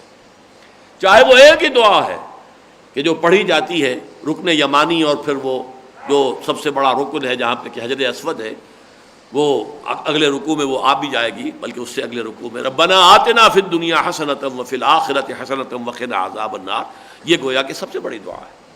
لیکن یہ کہ دعا کا قلب کی گہرائیوں سے نکلنا اور اس کیفیت کا حاصل ہو جانا حضوری کا، جسے ہم حضوری کہتے ہیں، آپ گویا کہ اللہ کی پریزنس میں ہیں، اللہ کے سامنے کھڑے ہیں، روبرو ہیں، انائے صغیر انائے کبیر سے ہم کلام ہیں. یہ ہے در حقیقت دعا، اور یہ ہے معراج انسانیت. اس لیے حضور نے اسی دعا کو کہا ہے الدعاء مخ العبادہ. یہ دعا جو ہے عبادت کا اصل نچوڑ ہے. دعا جو ہے اس کا لب لباب ہے، عبادت کا جوہر ہے. بلکہ ایک حدیث میں آیا الدعاء هو العبادہ، دعا ہی تو اصل عبادت ہے. اس لیے کہ در حقیقت ایسنس یہی ہے کہ انائے صغیر انائے کبیر کے سامنے آ جائے، ہم کلام ہو. یہی وجہ ہے کہ نماز شروع کرتے ہوئے انی وجہت وجہی للذی فطر السماوات والارض حنیفا. چاہے یہ کہ الفاظ تو کہہ دیے ہیں لیکن ذہن کہیں اور ہی الجھا ہوا ہے. ایک ہے ہمتن آپ متوجہ ہو جائے. یہ ہے در حقیقت روزے اور دن کا روزہ، رات کا قیام بالقرآن، سیام بالنہار، قیام بالقرآن باللیل. ان دو کا جو پروگرام بنے گا وہ emancipation of the soul of the spirit, انسان کی روح ملکوتی وہ گویا کہ آزاد ہوگی. اس کی زنجیروں میں جو جکڑا ہوا تھا اسے جو ہے وہ ایک آزادی نصیب ہوگی، اور اس کے نتیجے میں وہ اللہ کی طرف متوجہ ہو کر اس سے ہم کلام ہوگی. اور یہ ہے رشد. لیکن اس کے لیے جو شرط لازم ہے وہ صرف ایک، فَلْيُؤْمِنُوا بِي فَلْيَسْتَجِيبُوا لِي وَلْيُؤْمِنُوا، میرا حکم بھی مانو. یہ دو طرفہ معاملہ ہوگا میرے ساتھ، یک طرفہ نہیں. ان تنصر اللہ ینصرکم، اگر تم اللہ کی مدد کرو گے اللہ تمہاری مدد کرے گا. فاذکرونی اذکرکم، یہ ہم پڑھ چکے ہیں. تم مجھے یاد رکھو میں تمہیں یاد رکھوں گا. تم میری طرف چل کر آؤ گے میں دوڑ کر آؤں گا. تم بالش بڑھاؤ گے میں ہاتھ بڑھاؤں گا. تم اپنا رخ پھیر لو گے میں بھی پھیر لوں گا. تم دوبارہ رجوع کرو گے میں بھی رجوع کروں گا. تواب اللہ بھی ہے، تواب بندہ بھی ہے. شکر تم کرو گے میں بھی کروں گا. شکور اللہ بھی ہے، شکور بندہ بھی ہے. بندہ اللہ کی نعمت پر شکر ادا کرتا ہے اور اللہ اس کی شکر کی قدر فرماتا ہے. ہم لفظی ترجمہ کرتے ہوئے جو ہے فرق کر دیتے ہیں کہ اللہ کی شان میں وہ لفظ جو ہے اس کے شایان شان استعمال ہو. لفظ تو وہی ہے شکور. شکور بندہ بھی ہے، اللہ بھی ہے. تواب اللہ بھی ہے، تواب بندہ بھی ہے. اور یہ کہ اللہ بھی یاد رکھتا ہے. اگر میرا بندہ مجھے اپنے دل میں یاد کرتا ہے میں بھی اسے اپنے دل میں یاد کرتا ہوں. اور اگر میرا بندہ میرا ذکر کرتا ہے کسی محفل میں تو میں اس سے کہیں اعلیٰ اور عرفہ محفل میں ذکر کرتا ہوں، ملائکہ مقربین کی محفل میں، کہ میرا بندہ اس وقت میرا ذکر کر رہا ہے. یہ جو مضمون ہے اس کے بارے میں میں عرض کر دوں کہ یہ جو میرا کتاب چاہے عظمت صوم، اب اس موضوع پر اس سے زیادہ بیان کرنا اس وقت ممکن نہیں تھا، لیکن یہ وہ 18-20 صفحات کا کتاب چاہے، میں یہ مشورہ دوں گا کہ ضرور اس موقع پر اس کو پڑھ لیں۔ حکمت و احکام صوم، اگرچہ 2 آیتیں رہ گئی ہیں، وہ تو اب اگلی اتوار ہی کو ہوں گی، لیکن بہرحال یہ کہ اس میں جو حکمت صوم ہے اس کے تینوں درجے جو ہیں آج کسی نہ کسی درجے میں بیان ہو گئے ہیں۔ اقول قولی ھذا واستغفر اللہ لی ولکم ولسائر المسلمین والمسلمات۔